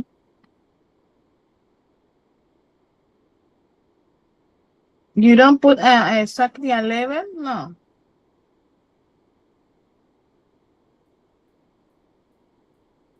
you Oh, I don't put forgot the level. level. I forgot the level. Sorry. Okay. You want to start? You want to begin?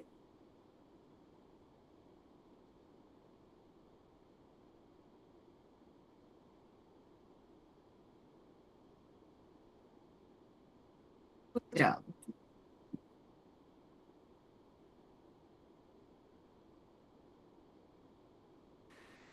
Can I start?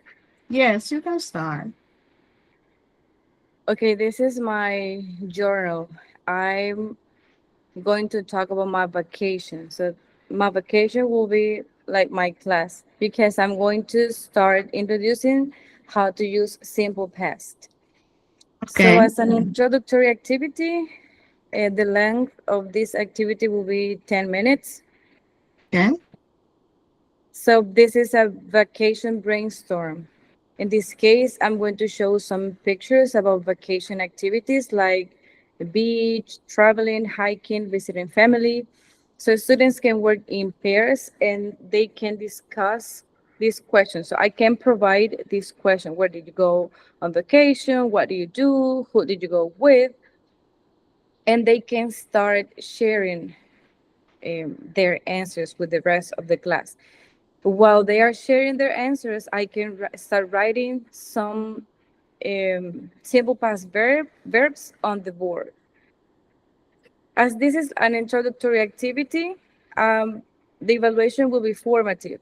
So I can evaluate the participation in discussion, the ability to recall vocabulary related to vacations, Mm-hmm. and the attempt to use simple past because most of the time they don't know how to use simple past.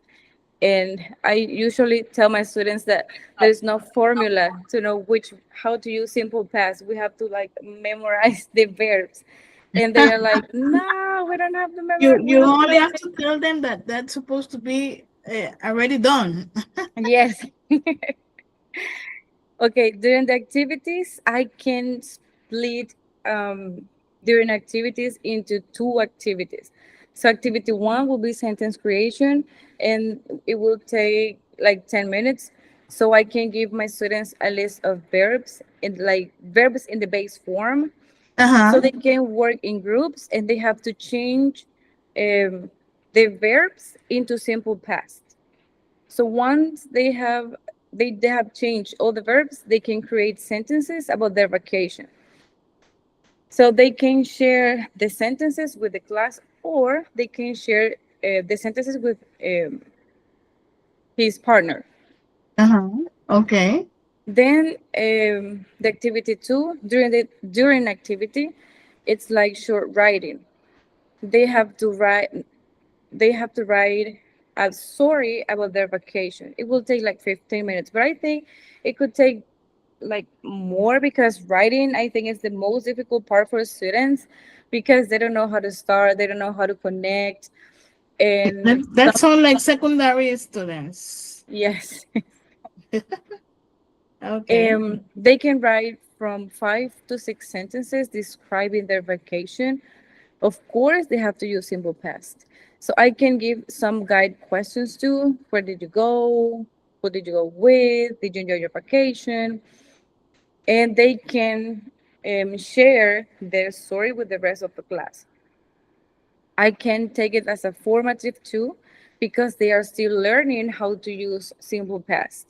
So I can evaluate the correct use of simple past verbs, participation in pair work, and the ability to communicate personal experiences. So to close the class or the activity, it will take Mm-hmm. 10 minutes. And this is a vacation sharing circle. So I can ask for some volunteers to share the sentences they already done about their vacation. They already wrote about their vacation. And after listening, the teacher asked, what was the most interesting vacation? What activities did your classmates do? Because we make them to pay attention to the rest of the class. So as we are focused on student-centered approach, we make our students work in groups, write, speak, and read aloud. And we can take this activity as formative or summative too. We can Yes. evaluate oral participation, the correct use of simple past, in-short sentences, and active listening and respect classmates. Okay, good job.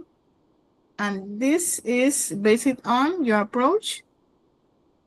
Center, students center approach. Uh-huh. Student centered approach. Okay, good job, Noelia. Thank you. Excellent. Okay.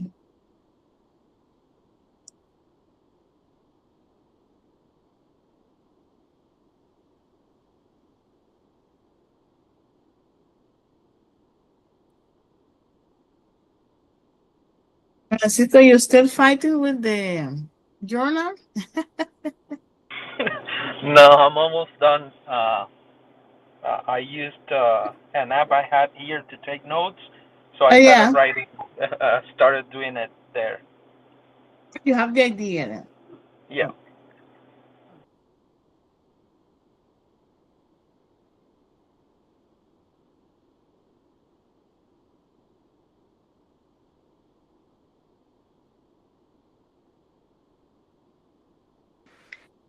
Professor, I used to play tic-tac-toe with my students when they already know how to use simple past. So I make a grid on the board. I yeah, write the they base love form it. of, yes, they love it because they are very competitive. So I split the class into two teams and they run to the board and they have to make sentences, but using the verbs they already wrote on the board and they have to change them into simple past. If they write the sentence in the correct form using the simple past in the correct form, they can make like the cross or the knots, and they can change the student and they write the sentence, and they love it.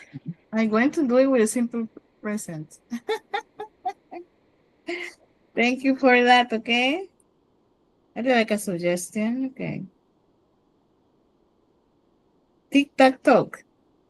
They love that. Yes, they love that game. Yes. The forever. Okay. Yes. Nobody else?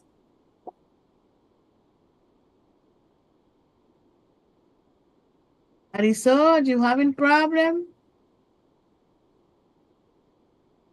Please let me know.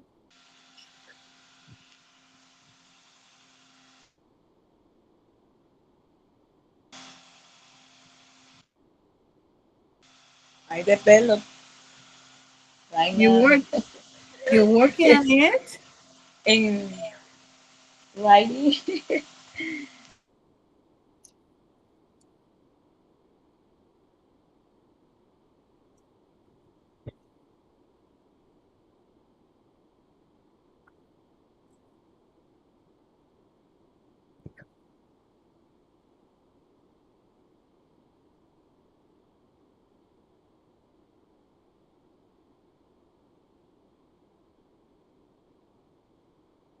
Okay, you can to make it more easier, you can select up to a grade or level.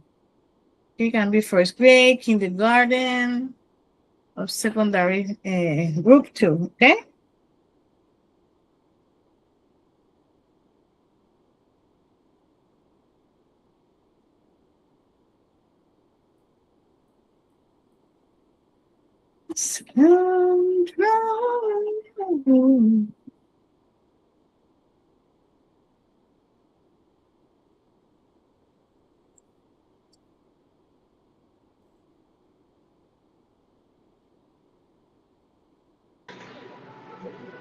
Teacher, Yeah, I am the supermarket, so now I adding the evaluation criteria because I forget that.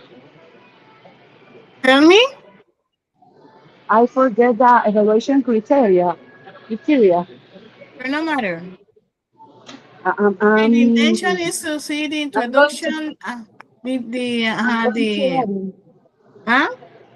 I'm adding. You don't add it or you add it. I adding. I Ah, where adding is right your, now. I adding right now. okay, okay. Okay, just give me 5 minutes.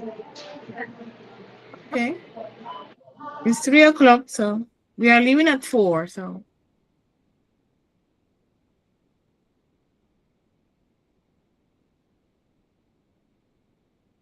oh, Francisco. Wow. I already uploaded. I If it's can okay see like it. that. You already uploaded, but you are ready to present? Yeah, yeah. Ah, okay. Let's go. Did you check it? Did you check it? Yes, I can see it here. Let me Is it check. okay? Let me see. Okay, process. Oh, photosynthesis.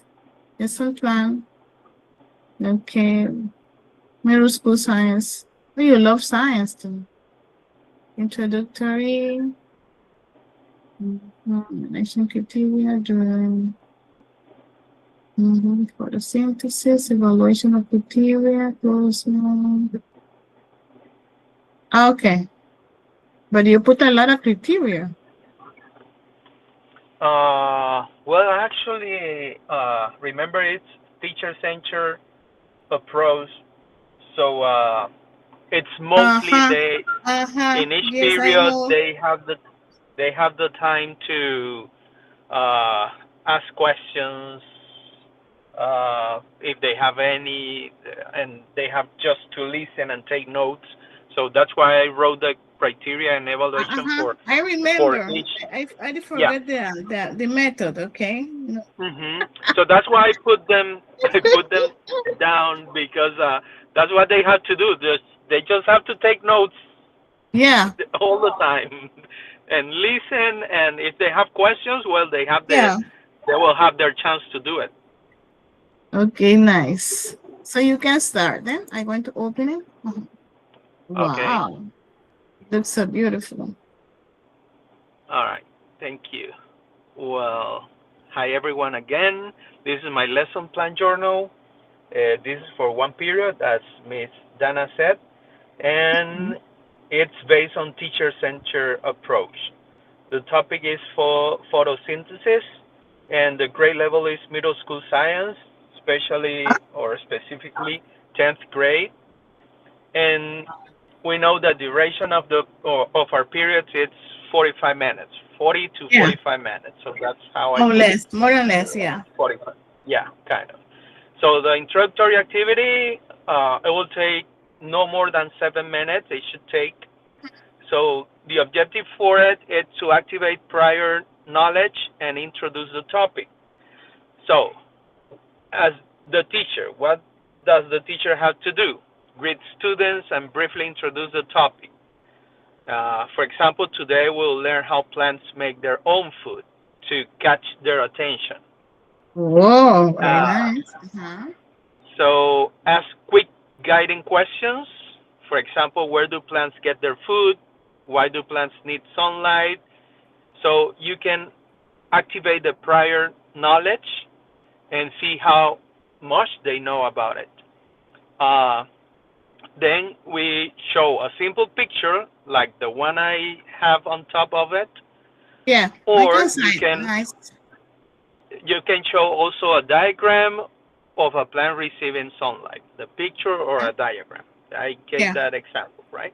So evaluation and criteria, as I was saying, I wrote evaluation and criteria for each of the activities in each moment because they Mm-hmm. have um, we expect something from them, right? Which is not much because it's teacher centered. So students raise hands and answer questions. Students listen and observe the diagram. Okay. The during activity, it will take from 25 to 30 minutes. Uh, the main objective is to direct teacher explanation of the concept. So what does the teacher do? Explain the process of photosynthesis using the board or a slide. That's another uh, source that we can use to talk about it. Uh, Yeah. Write the basic equation and explain the components: sunlight, water, carbon dioxide, glucose, which is the food for the plant, the oxygen, and briefly explain why this process is important for plants and humans. Then in the evaluation and criteria, the students have to listen to the explanation, of course, take notes from the board, and ask brief clarification questions if needed. So you give them the chance. That's why I wrote 25 to 30 minutes depending on the questions. Uh, and in the closing activity, it will take no longer than 8 minutes, probably. So the objective is to check understanding and summarize. Uh, what does the teacher do? Ask students three quick review questions. For example, what is photosynthesis? What three things plants need for photosynthesis? What Okay. gas do plants release during photosynthesis? So those are the three questions. Yes. And summarize the key idea. For example, plants make their own food using sunlight. And then we have the evaluation and criteria, volunteer answers or respond when called, and share one new thing they learned. So you give them chance to talk, and those will be like exploration questions to see uh, what they got from the explanation. At the end, to summarize That how is much that they is learned about it. okay. That's supposed to be okay. It's from today lesson. Okay. How many days you Yeah. take with that lesson? How many days? Yes. Well, I actually, I I say for I I just say only for example for today. Okay. But yes, that's why. I can Uh-huh. see it's very it's not so easy the vocabulary here like for them. Okay. So you can take like at least 1 week for that or 2 weeks. Well, actually, I plan it for one period, as I said. As you said, this is for only one day, right? Uh-huh, it So, is for today, so but it's very heavy. Huh? yeah, I know. Wow. Remember, Uh-huh. when I explained in the previous activity, the thing with this Yeah. approach is that they have to memorize a lot, and it's mostly used in science. It's very useful in science, that That's why I approach, said because because they need like they need more time, uh okay, huh. to like So that I can say more explanation about the investigation about the vocabulary. uh huh.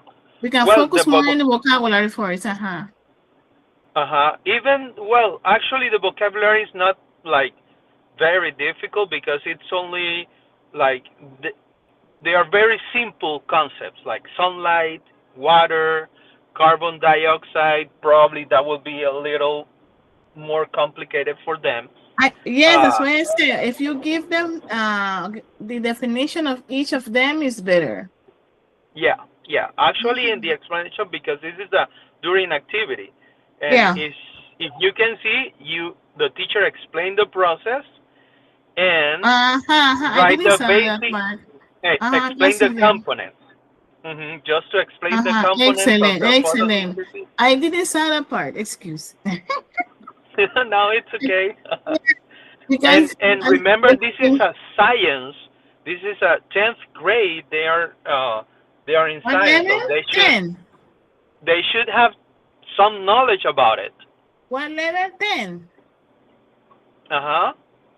It's high. It's very high. It's okay. I thought it was like second or third. It's No. very high. Yeah. That's why it's important the level. Yeah. That's why. Uh-huh. That's where I wrote 10th grade because Uh-huh. I it's can not see it like. here. Yes. 10th grade here. 45 minutes. Okay. Nice job, huh? Wow. Thank you. You are clear. All right. Thank you. Okay. I can see you love science, huh? Yeah. Okay, thank you very much, Thank Francisco. you. You still driving? No, I told you I'm just here parked. I'm in Santiago right now. I have Oh like, my God. yeah. Really? I've been here for like an hour, I think, or Working. more than Oh an my hour. God. Responsibility. Okay, good. Yeah. Yeah. Excellent for that. Thank you for Thank that. Hey, thank you. okay. Take care of yourself, okay? Thank you very much. Is there any other activity after No, this that one? is the last one, so you can start driving. Okay, I'll start driving, but I will stay here. Yeah, yeah, yes, okay. So I can ask you All right. questions or things like that. Okay. Okay, Yeah, yeah. so you can answer. Uh-huh. Okay. Yeah. Sure. Thanks. Okay. Thank you. Okay. Let me see. Who is Anonymous? What is Teacher saying that? me, What is I saying that? can't Why feel you my don't put your name. name? I don't know what happened here. Because I in Padlet I have Okay. my Gmail, my personal Gmail. I don't know I know, what but happened the here. but the pattern is mine, so you can put your name on it. Oh, okay. Like, yes, you're using my link, so you don't have no. You're supposed to have any problem with it. Okay. Okay, okay. Uh-huh. This is my link, my mural. Okay. Ah, That's okay, I why got Francisco have his name there, and also Noelia, because they using my Padlet. If you use and yours, of course it's going to be anonymous. Okay. Okay. Anyhow, let's okay, start then. And the scholar. okay. Uh huh. Okay, yes. I inspired in my actual class. Yeah. Okay, so journal class as a teacher approach. Topic, colors, as you can see. The grade is second grade. Time is 35 minutes, and teaching approach is Mhm. Yeah. teacher teacher dominate approach. Teacher, if you listen to music, it's because I'm in the supermarket, right? Also, I didn't hear. What do you say? if you if you listen a music or Uh something, huh. it's because I'm in the supermarket. I don't matter, but you're far away and you're working still. Okay. Thank you for Yes. that. Okay. Okay, so I'm going to start with an introductory activity. Okay. It's like 5 minutes or 8 minutes. So I'm going to start with greeting my students. Uh huh. And after that, I introduce the topic. In this case, the topic is colors. Okay. After that, I show a little flashcard with colors like red, like blue, yellow, and green. After that, I ask like what color is this, and students repeat after me the color, the word like a red, blue. For example, I ask what color is the board. The student have to say me like I don't know is black or chocolate, or I Okay, ask, when they're in the second grade or second level, you can make they say the sentences in a complete thought. Okay, for example, the table is brown. Okay, okay, yes, because if you use only they say what blue, red, and they stay there. Okay, as a fossilization. But they are second grade, they are supposed to make the sentences in a complete form. Okay. it's more, it's more large. Yeah. Yeah. Yes, Okay, okay, they can do it. They can do it. Okay. When in okay. kindergarten, also they can say, "Well, this is color blue. This is color red." When the first grade and second grade, they have to complete the words. Okay. Okay, okay. Uh Well, huh. this is like an introductory activity. Uh huh. So in the evaluation criteria, I evaluate pay attention, repeat Okay. the course, and Mm-hmm. participate in class. Very good. Okay, and during activities, it's like a 20 or 25 minutes. Um, I write the colors on the board. Um, After that, I pronounce the colors, and students repeat after me the name of the colors. Um, I ask the students to identify colors in the classroom. Okay. I give a worksheet, and the students color the picture following my instruction. And I explain, like, as you can see, in this colors activity, the teacher has all the, forgive me, I can give them a copy with some drawings, Yeah. um, tell them painting in the color I said, for example. Excellent. Mm-hmm. Okay, in evaluation criteria, I evaluate, follow the teacher's instructions, participate in class too, because it's important, Yeah. participate in class. Um, Also identify the colors correctly. Okay, in the closing activities, like 5 minutes, and I review the colors with the flashcards. I ask my students what color did you learn today, and they they give me their opinions. And after that, well, congratulate them and finish the class. In this area, Okay.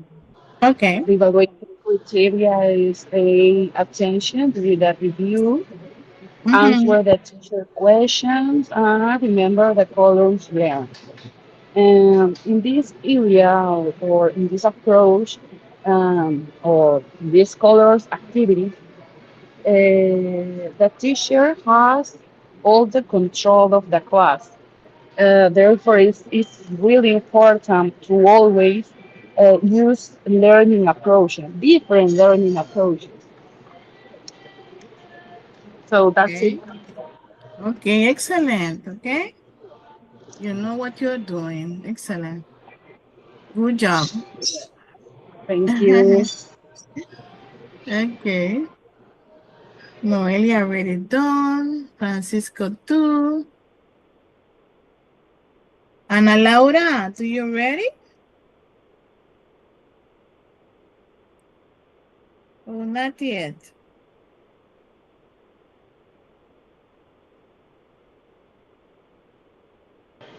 Teacher, I have a Not yet. question. Uh-huh. We finish here, We finished? or we finish, or No, we we finished at have. 4. Okay, okay, okay, okay. I got it. I got it. Sorry. Okay. In a few minutes, we are finishing. Okay. Okay, teacher. Thank you. Ana Laura.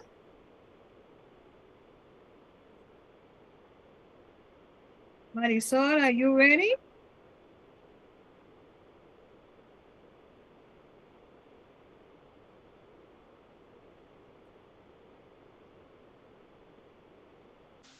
Professor, not yet. I developed the journal. Who? I'm writing. Ah, it's okay. Ana Laura.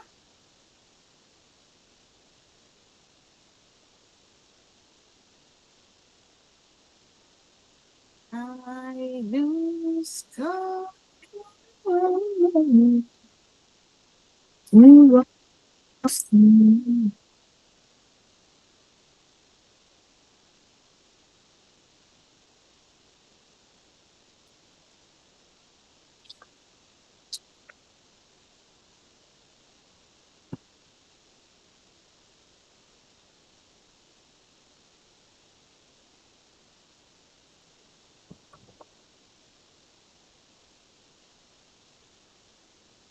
Okay, I'm missing Ana Laura and Marisol.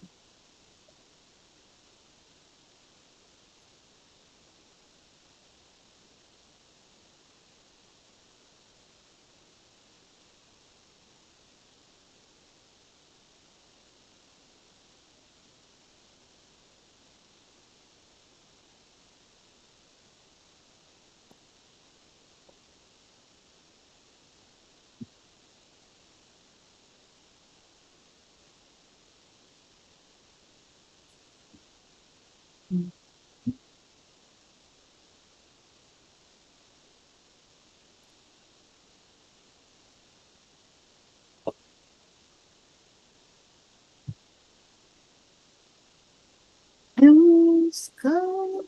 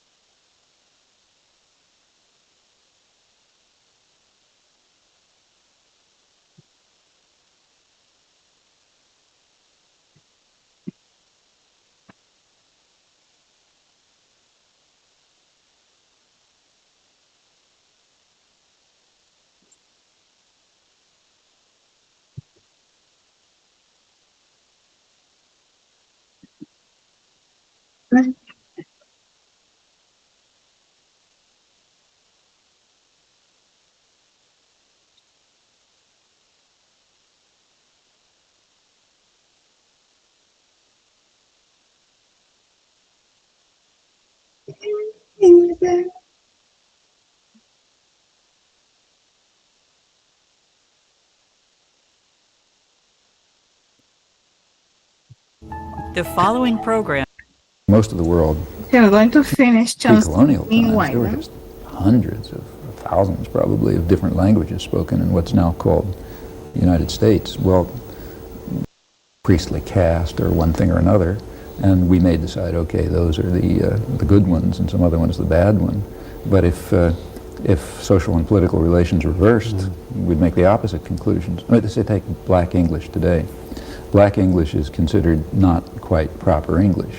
On the other hand, if blacks happen to have all the power Lara, when and you finish, own all the tell me, corporations Alcohol, and whites Marisol. were working for them, it would be the other way around. Okay. Black English would be the language of culture and science and so on, and the stuff that you and I speak would be considered a degenerate dialect, which you have to get people out of so that they'll be able to think. But that raises an interesting question. Why does language have rules? Why were we taught these rules in grade school? Why is bad grammar bad grammar? Well, when you're taught rules of your own language in grade school, the chances are very strong that what you're being taught is false. Otherwise, you wouldn't have to be taught it. But I can see every grade school teacher about to throw an orange at you on the screen. There's, unfortunately, well, let me be a little more nuanced. One of the things you learn in grade school is the literary language. Now, in English, the literary standard is not so radically different from what, say, you and I grew up with, but it's somewhat different. The literary standard is not what I learned in the streets. It's not very different, but it's a little different. And when I went to school, I was taught the literary standard. Now, the literary standard has some principles associated with it, some of which are those of a real language, some of which are completely artificial. They were made up by people who had crazy ideas about language. And they're all given names you never heard of before. Yeah, and in fact, the reason you have to teach them is because they are not the person's language. Your actual language, nobody teaches you. I mean, your language just grows in your head. You know, you stick a young child in an environment where people are speaking language, and that child can no more help knowing that language than the child can help growing. It's just part of human growth is for some component of the brain to pick up the language. You can't learn it, and you don't learn it any more than you learn to see. Now, the fact is that the system that grows in the brain is sometimes different from a system which is regarded, for whatever reason, as necessary or appropriate or approved or something, there's some prestige dialect, and it may be different from what grew in your brain. It typically is. Or it may be a way of trying to get us to have a common bond through language. Well, it's possible. I mean, I think that's a problem in places like, say, Italy. In Italy, when if somebody grows up in the Piedmont area and somebody else grows up in the Naples area, they speak totally different languages. Neither can understand a word the other's saying. So there, when you teach what they call Italian, which is the language roughly of the area of Florence, of Tuscany, you're teaching people what amounts to a second language, and it's the national language. Same is true in Germany and China. Well, China is even worse, because what we call Chinese is a set of languages which are as different from one another as the different Romance languages. They just happen to be all yellow on the map or something, and they happen to be a unified political area, but there's no sense in which they're the same language. We call them Chinese dialects, but that would be like calling French and Romanian two different dialects of the same language, Latin or something. I mean, all of these terms have no linguistic meaning. They have only socio-political meaning of a very complex sort. And the way in which they interact with authority structures is crucial. So what we call good English is a system which is partly artificial, I should say, which is taught to people because it was legislated to be good English. Now, some of what is taught, it breaks the rules of any conceivable human language. That's why it has to be taught over and over again. So I don't know if people still do it in school, but when I was in school, you had to learn all sorts of complicated nonsense about shall and will, which nobody could ever remember. I mean, I forget what it worked. I shall, you will, or some strange thing. That violates, there are certain principles of human biology which determine what a language can be, and no language can be like that. So that had to be, in fact, you can trace that back and you can find out who invented it. You know, some bishop in the 17th century or something invented it and decided that's the way it's supposed to be. Now that kind of thing, of course, has to be taught because it's totally artificial. Or you have to teach people how to say he and I instead of him and me. Well, English sort of works the other way. I mean, if nobody was bothering you in English, you'd probably say him and me or here or something like that. But you're taught in the standard language not to do that. There's some other invented language which is called the literary standard in which you don't do it. And you ask the question, why do you have to teach people? Well, you have to teach them because it's artificial. It's not their language. And often it's not just not their language. Sometimes it's not even any possible language. Why is pronunciation and intonation so important to language? Why aren't words themselves sufficient to convey meaning? Well, you have to understand somebody else's words. I mean, if you go to central London and somebody's speaking Cockney and the words happen to match ours at some abstract level, you still may not understand them. The pronunciation may be different enough so that part of your knowledge of language is a way of decoding noises that you hear and converting them into a system that matches your own representations. Sometimes, now, in order for that decoding system to work, the systems have to be close enough. You and I can do it. Actually, if you listen to us closely, we're speaking different languages. But they're close enough so that we don't have I don't have a problem decoding you and you don't have a problem decoding me. But again, that's a little artificial. That's because of the artificial unity of the English language spoken in the United States. I happened to be in England last week, and I can find myself in places in England where I don't understand what they're saying. I mean, if I listen to them for a while, we can establish communication, but you have to kind of retune your system in some manner that's not understood so that you can begin to decode what you're hearing. What role does slang have in a language? Why does slang exist? Well, people are, why, I don't know, but the fact is people are very innovative, and they like to do things differently, and especially teenage cultures. Why do teenagers wear different clothes? Well, you know, whatever the reason is, they want to be different, they like to be innovative, they're creative, and so there's fads and fashions in language? Oh, sure. And in fact, there are styles of different groups. Some of them change very rapidly. The words that are in one era are archaic, and in another, the era can be 3 years or something like that. And people are playing with their languages often. Again, this is not too common in our societies. Our societies, remember, are basically technological societies. Our intelligence and creativity and so on goes into other things. But if you go to, say, Central Australia, where you're finding basically Stone Age tribes, there's a lot of innovation in language. A lot of the cultural wealth has to do with playing games with languages and constructing elaborate kinship systems and things which probably have no or little functional utility. It's just the creative mind at work, you know. So you get very complex language games, a special language system taught as a puberty rite, and only a particular group of people speak it, and nobody else understands it. How does language differ in the way that it's used in the arts? First of all, there's a variety of conventions, of formal conventions that are humanly created, but undoubtedly reflect our aesthetic capacities, that set a framework within which, they set a framework of rule, humanly imposed rule, within which people create.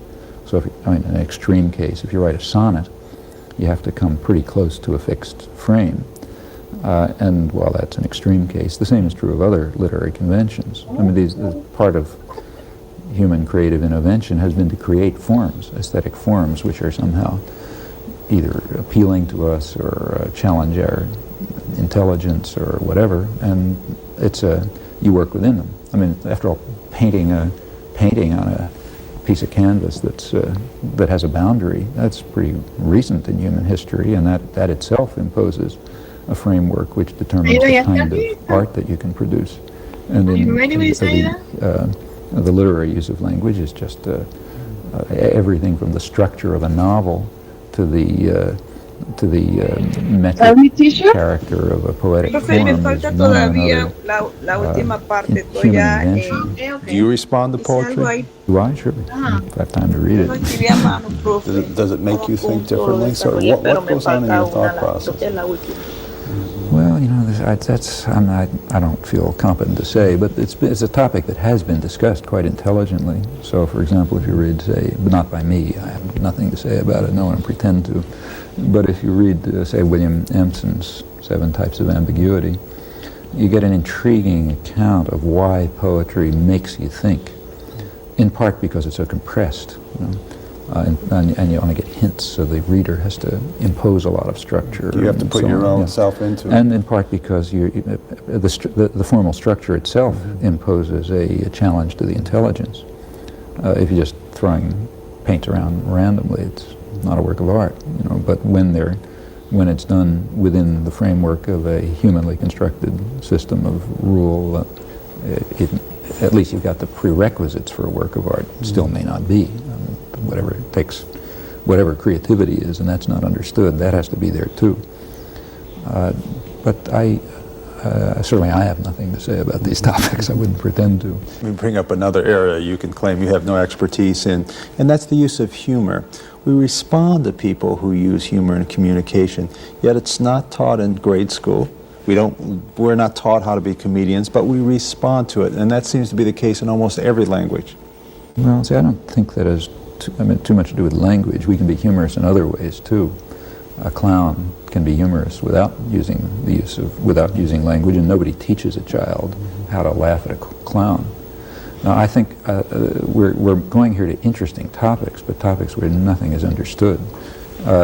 There's no doubt in my mind that there's something about human nature, the basic structure of the human mind brain, which makes certain things comical and other things not. Just as there's certain things about the human brain that make some things come out to be a human language and others not, although they could be a Martian language or something. And at its root, it's, I don't think, fundamentally different from the fact that we grow arms and not wings. Now, we don't know why we grow arms and not wings, but you assume that it's got something to do with the human genetic endowment. And I think the comparable assumption is true in all these cases. Part of the fascination of the study of language is that it's one of the few examples where you can really get some insight into how it works. These other topics that you're mentioning, say humor, should be subjected to the same kind of study, but so far it hasn't been clear how to do it. Words are endlessly fascinating, I think, because it's amazing how somebody can walk in a room, hear a few words, and walk out crying or angry or this whole series of emotions simply with a few words. Doesn't that constantly amaze you? It's not just words again. It could be a fleeting picture. Take, say, a caricature. You see a few lines, and it brings to your mind a person in a situation, maybe a tragic situation or a comical situation or whatever. I mean, the human mind is a very marvelous thing. It's got an extremely intricate and complex structure, which, at least at a scientific level, we understand very little about. But what you're pointing to is a central part of it. Little hints here and there succeed in evoking in us very rich experience and interpretation. And what's more, it's done surprisingly uniformly for different people, and it's of course done without any training or very minimal training. Nobody would know how to train people to do this. So it somehow must be the only logical possibility, aside from angels or acts of God, is it's something rooted in our nature. I mean, qualitatively speaking, these phenomena are very much like physical growth. The nutrition that's given to an organism, to an embryo, is not what determines that it's going to be a human or a bird. What determines that it's going to be a human or a bird is something about its internal structure. And what determines that we are going to be the kind of creature that can speak and that can interpret a sign or a line, a couple of lines or something as evoking an emotional experience or whatever, that's something in our nature, but it's so far beyond what we know how to study that you can only wave your hands at it at the moment. How should parents react with respect to exposing their children to language? Should they expose them to all aspects of language, or should they simply let them develop any way they develop? I suspect there's very little that parents can do to change the course of language development.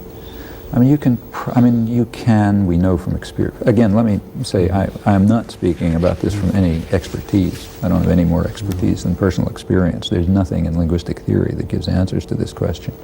But experience suffices to indicate, I know cases, that you can create an environment in which a 5-year-old will sound like a college professor, and it's kind of comical, but they'll use big words and complicated sentences and so on. I suspect you're probably harming the 5-year-old, but it's possible to do that. Children can be molded.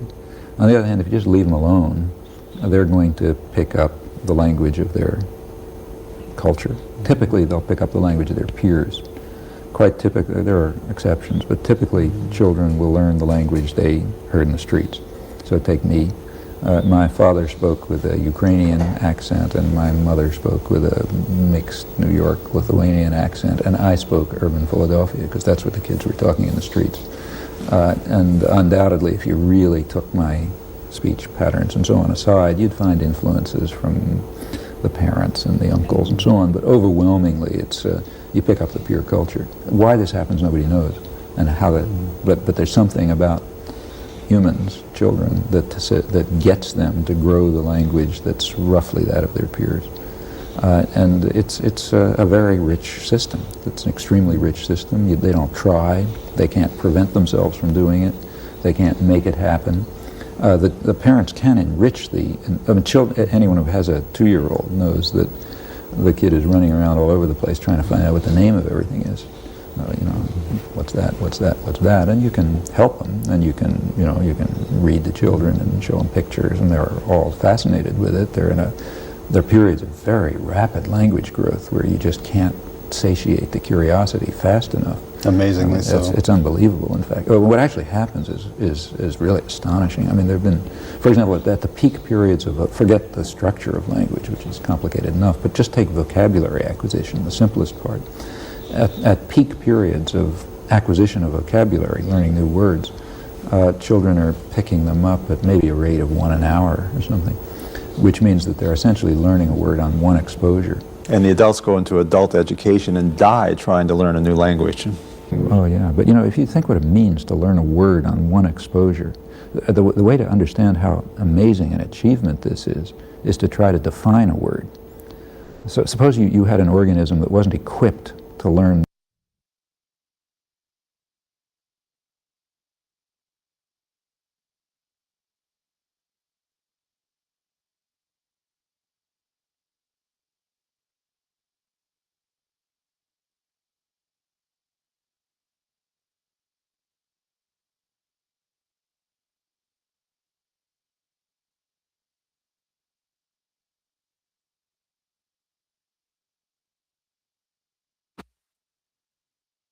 Okay, who want to present?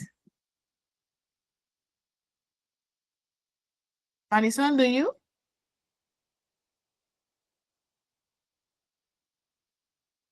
What do you say then?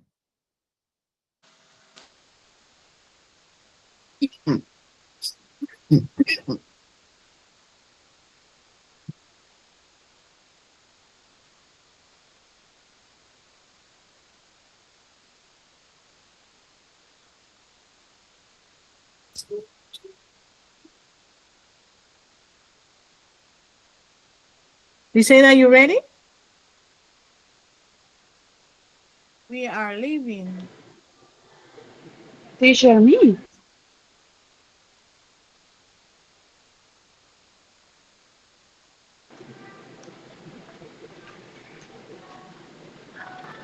Did you say that? Hi. Hi, Briseida. You ready? Did, did you say Briseida? Teacher, bro, pero yo ya puse. Uh-huh. Yes, Who's I think missing? Briseida already present. Uh-huh. Noelia already. Briseida. Ana Laura. Ese Francisco.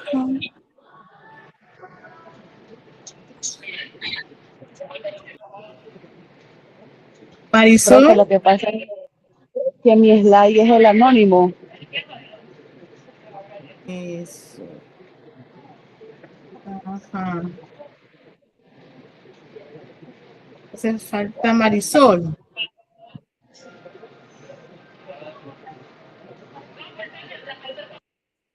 I have Noelia, Briseida, Ana Laura, and Francisco. Marisol is missing.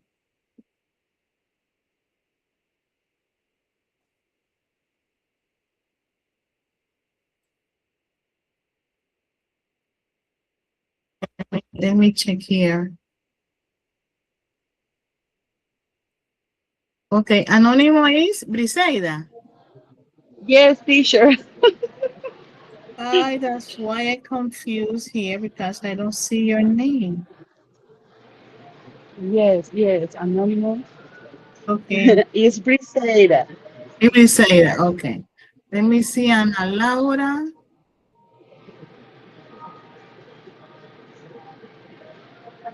Todo lo que diga anónimo, profe, soy yo.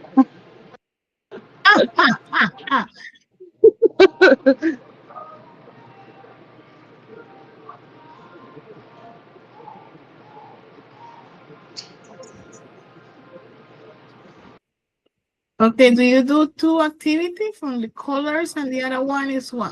The same one. Okay, good. The last one is a good one. The last Okay, one is a good one okay. because in the last one I put the evaluation criteria. Yeah. Francisco is okay. Uh-huh. Who is missing then? I know is Marisol is missing. Okay, and Laura's journal.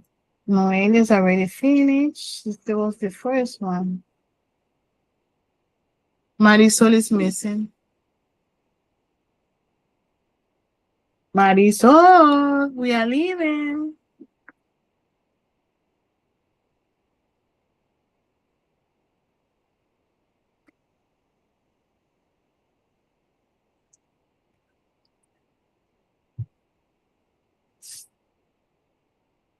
Okay, for next week, I'm going to pass on the pattern, okay?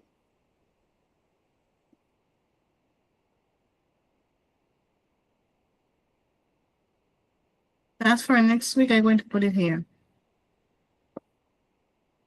Marisol, we are leaving.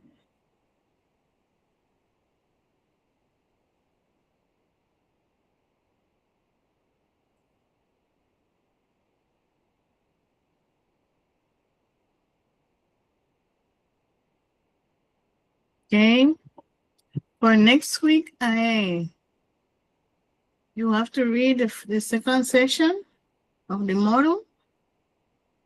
Okay, I'm going to leave a task there on the Padlet.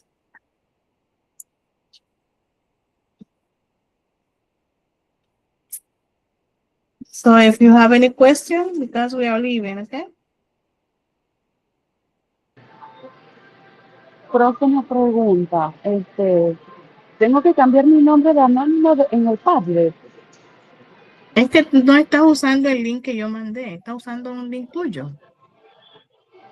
Sí, porque es que como yo tenía Padlet ya descargado, lo que pasa es Pero que nada más te yo no tienes sé por que, qué es que siempre nada se más tienes que falla. hacerle clic, hazle clic ahorita al link que tengo en el chat y vas a ver cómo sale. Hazle ¿Pueden clic, mandarme el link? está en el chat de aquí del team, está las 3 veces las pusimos allí. Alguien la puso y yo Es, puse 2. es que yo no es que como se me cuelga la llamada, cada que vuelvo ¿cómo se llama?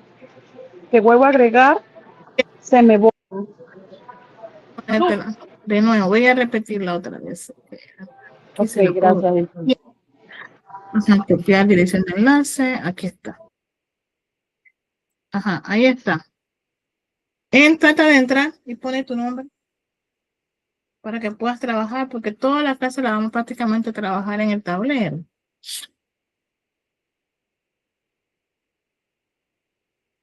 Trata de entrar.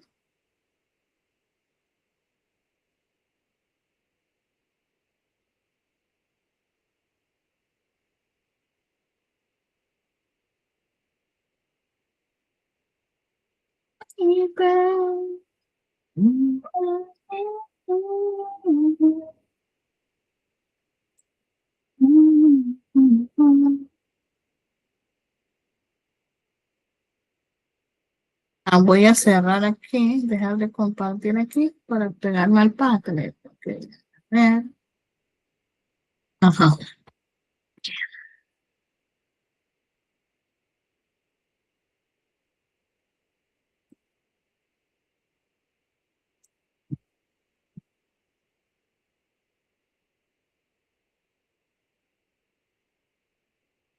A ver, ahora. No, yes. Let me see.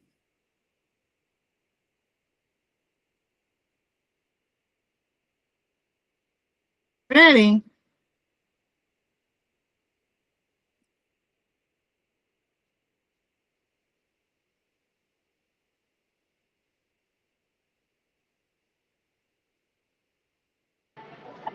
Me sale como si fuera mi dirección.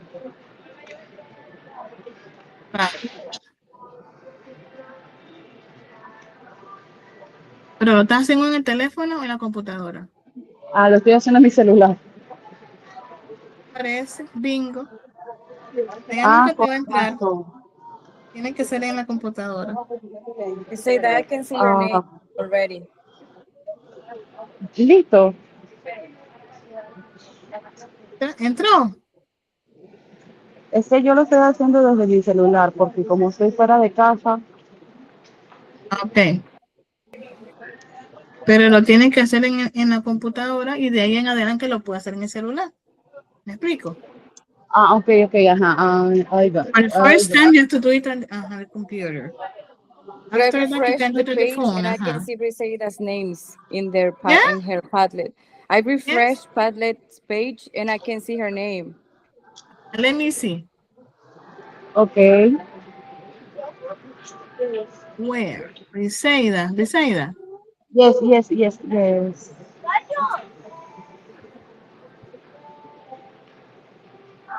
Okay, let me see.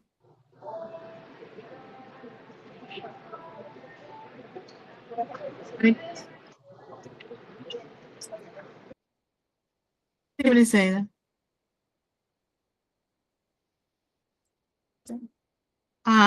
Briseida. I saw it already. Yeah. Ready? No, no, yes. You can see my name. Yes, yes, I can see it. Oh, okay. So the problem is my phone, or in the next class I have to use my computer. Okay, it's up to you. Okay, okay, okay. So, you have to read the second session information, and I would put your task on the Padlet, okay?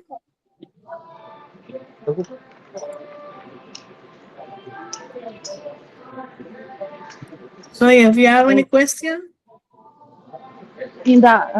Sorry, teacher, I have a question. yeah, In the next class, we have to use the same link, right? get the same link, Okay, okay, okay. That's it. the same Padlet. Okay, Okay, teacher, thank you. okay. I'm going Hey, to copy. Francisco, you okay? Francisco working hard, driving Yep. and attending to class. Yep. See you I'm next okay. week. Okay. Go good. Take care. You too. Thank you. Okay. See you next week. God save life. Bye bye. See you. See you. Noelia, bye bye. Bye. Bye bye. See you. Have a good Okay, bye. See you, teacher, the next Saturday.